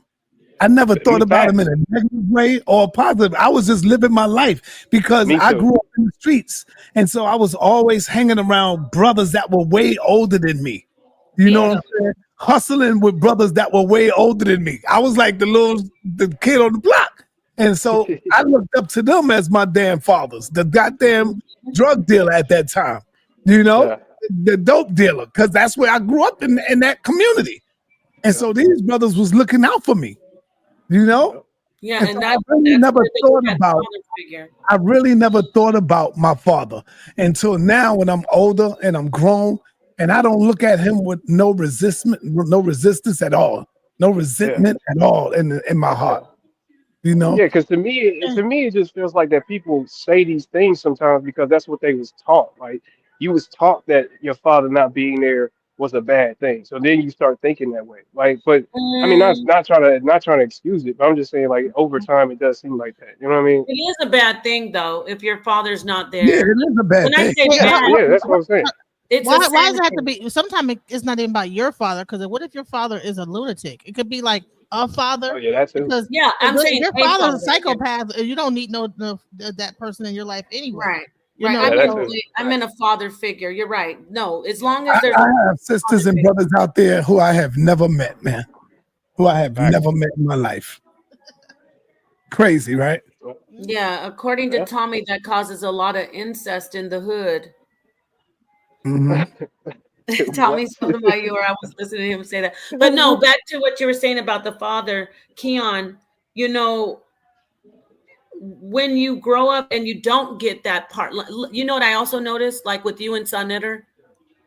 It's when the mom, number one, you need a father figure. You need like sa.neter said, I don't care if they were drug dealers. I care, but if they were good to you, they taught you things, then you had that father figure, that male figure that showed you you're valued by men, right? But I was going to say, like, when you don't have the funny thing is when you're born and you never see the guy and your mom never talks about him, that's healthier than her always saying, your daddy didn't call today.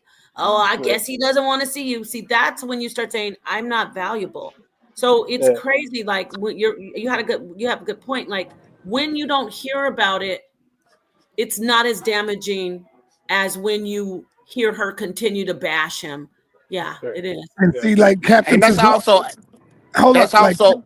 Oh, go Zaria, ahead. um, like when Captain Tesoria came on and said his mother never bashed the father.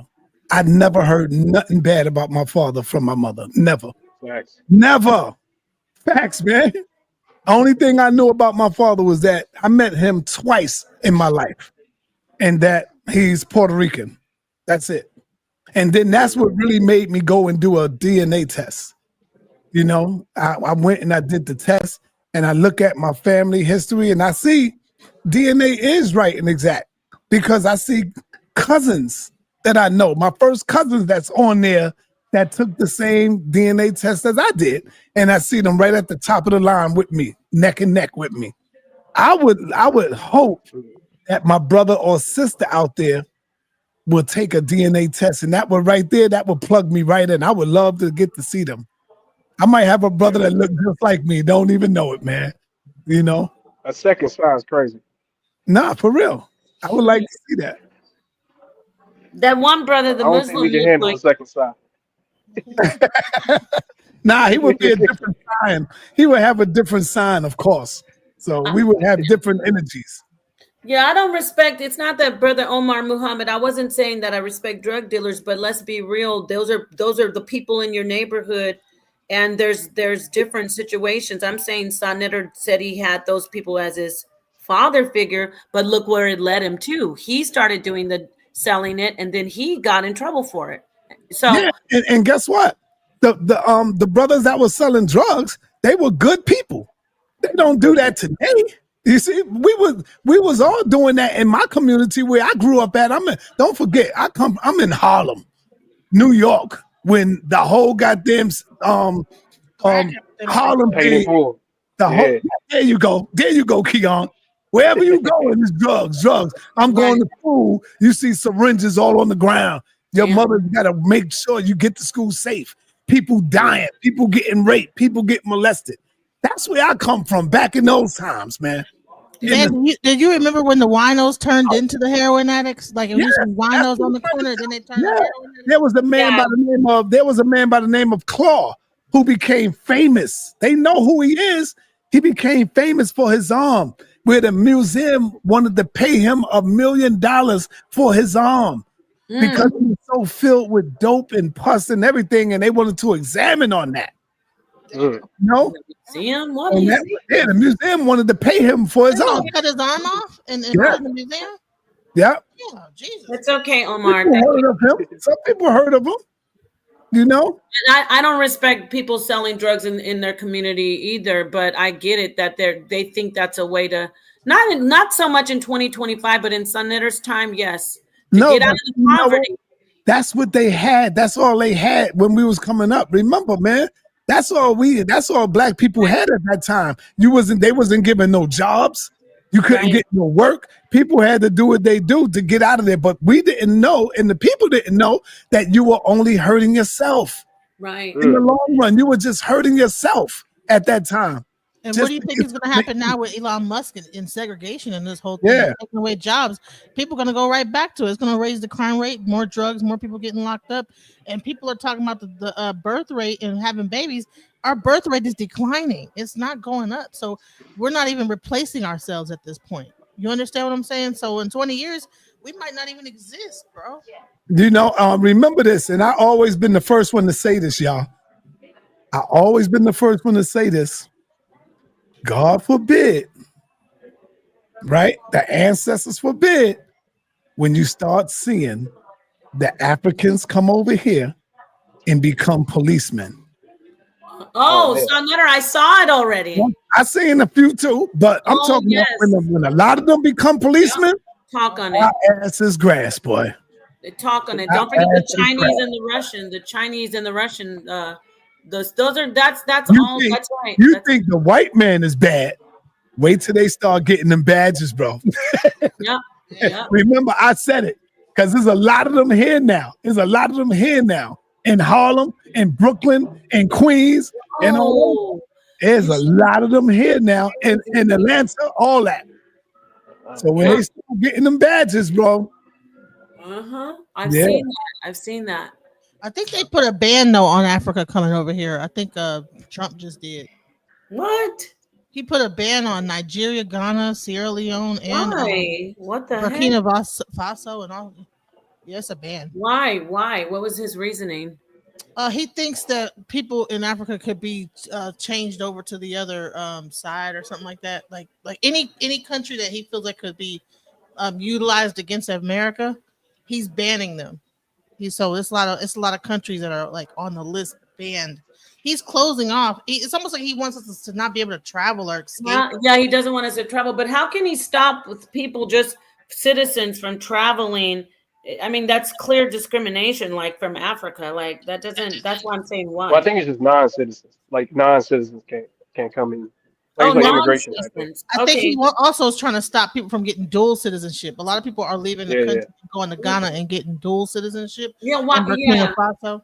Yeah. So he's trying to discourage that whole thing because they're like opening up the Africa to African Americans, and I think he thinks by us getting dual citizenship, then it makes us impartial to America or something. Meanwhile, Elon Musk is African. Hey, hold on. Genesis. Would you get paid $500,000 to go and marry an African so that he can get the green card? I remember back in the days, that's what they were doing, but they wasn't getting that dollars. Hell yeah, with $500,000, yeah. They wasn't getting that much, but they was getting pennies. But see, if we were smart, we would have been saying, "Yeah, give me this, give me that." But they was paying like 10,000. I got offered that 10,000 before. Yeah, did you do it? 10,000? No, because I got houses. I can't risk a person being able to take my property and stuff. Right. I gotta come with more money than that. You know what I'm saying? Yeah. You got houses. I'm trying to get married. What's up? Would you go to Africa, Keon, and marry some African women and bring them home? Man, man. Yes. What kind of question? Yes. Quick, fast, and hurry. Yeah. Boy. Yeah, I'll man. wait. Hey, it's been great, man. Early this afternoon, I got to get ready to get up out of here. I appreciate everybody's opinion, respect everybody's opinion. And we started off with Umar. I know Umar see it because his name is in the title. So look for Umar to bang on me. He won't say anything, probably. Hey, so can I say something? Can I say something about Omar real quick? Because the Omar dude has been getting on you about this Cap stuff. Omar, you got to grow up, man. Just because we disagree with Cap doesn't mean we're disrespecting him. Just because we're on here online talk about a point that we disagree with doesn't mean we're disrespecting him. We love Cap. Stop playing. We love Cap. Period. Yo, I was in Captain's. Oh, listen, man, I was in Captain Tazoriak chat earlier today, and I put in there because Captain was talking, so I put in the chat. I said, "Yo, Captain, man, I'll challenge you on us being God and the devil." Y'all know what I say. Us having this duality within us, and I couldn't believe my man Bond Dog was like, "Yo, nah, sir, you don't want to smoke with the captain. Captain to get oh man, like, what? Bond That broke your heart, huh? No, it didn't break my heart. I know I'm saying not broke your heart, but like it's like et tu brute. I will beat Captain up on that subject, and I will be using his Bible. I will be using his Bible. I know on the closeout, can I say something to Umar too, like about and his daughter? Yeah, I want Herman Smalls to close out. He came back in just in time. Thank you. All right, thank you for letting me say this. Number one, it's a sad situation that it got to the point, as powerful as a speaker that he says he is, as much as he says he impacts people's lives, it's sad that his own child got to the point, emotionally mental breaking point where she had to take it to social media.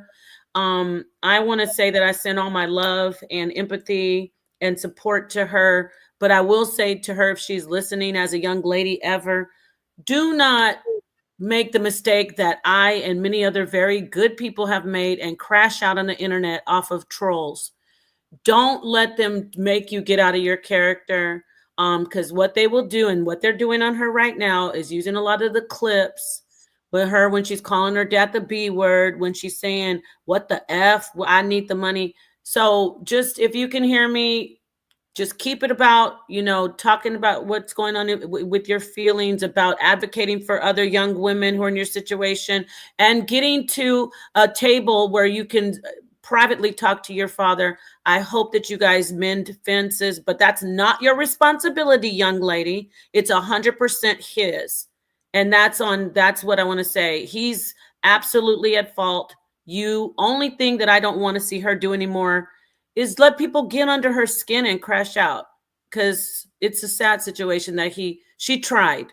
Any child saying I reached out, he didn't even deny the fact that she reached out. So my heart goes out to her. And Umar, do better. You can't go around telling men to be better fathers, and you haven't even been in your children's lives. Thank you so much for letting me say that. Thank you. Hey, Jesus, who are you, Jesus? Do you got my number? I need you to contact me. I don't know who you are. I don't know who you are, Jesus. You telling me to contact you. Who are you? Herm. All right, hold up, Herm. Go ahead, Genesis. I want you to close out. Then we're gonna go to Herm.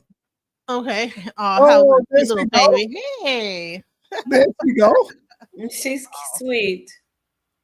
Oh. Mhm. But yeah, I just wanted to say, I think that it's kind of sad that people that guys think about a child support as an either or, like if you do this, then I'm gonna take away my attention, I'm gonna take away my fatherhood, I'm gonna take away my time, and I'm gonna punish the baby because you put me on child support. Bottom line is that children need more than just money to thrive.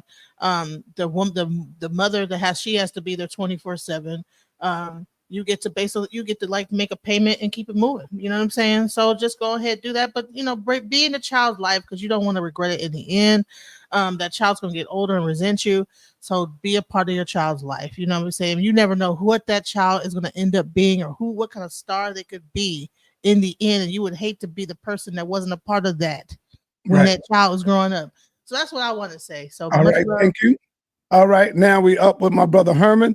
Herman, I remember seeing you all the time, and your little baby, she grew up riding bikes. She grew up on the back of your bike, brother. You used to always ride her to school and go pick her up.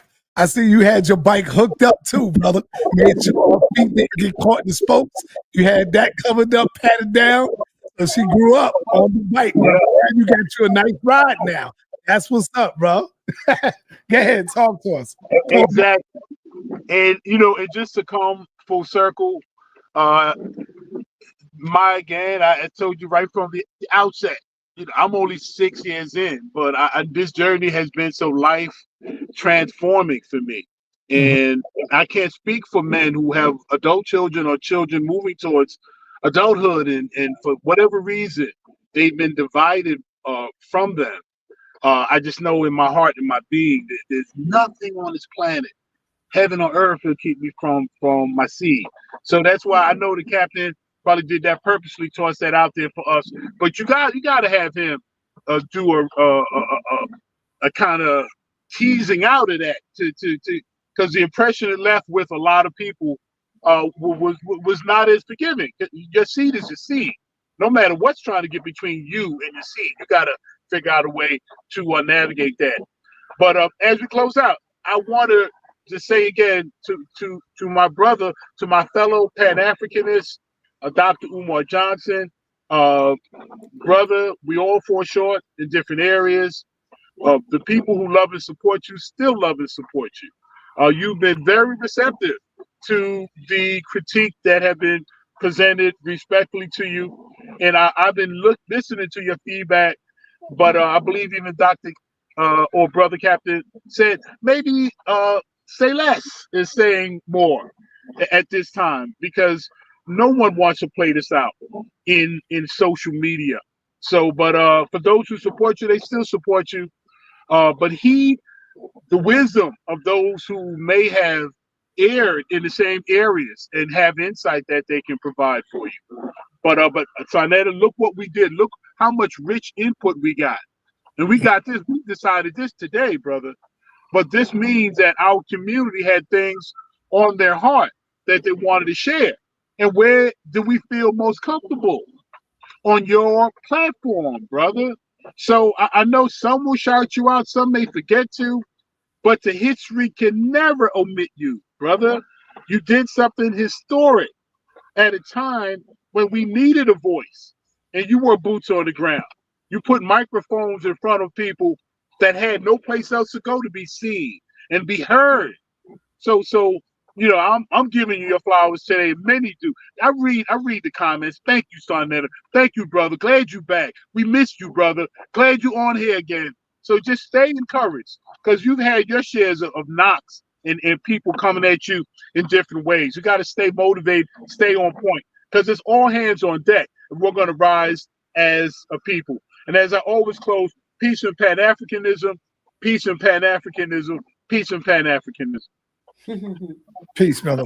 All right, with that, we out of here, y'all. Peace to you and your beautiful daughter. She's a gorgeous little girl. I want to say something about children real quickly, though. Look how innocent babies are. Like, how could anyone, right? How could anyone like want to even hurt the feelings of a child? So thank you so much for this, and you keep doing what you do. You did great. Thank you for letting me come in and go in. Are we still live? Yes, we're still live. Yes. Peace, everyone. Have a good day.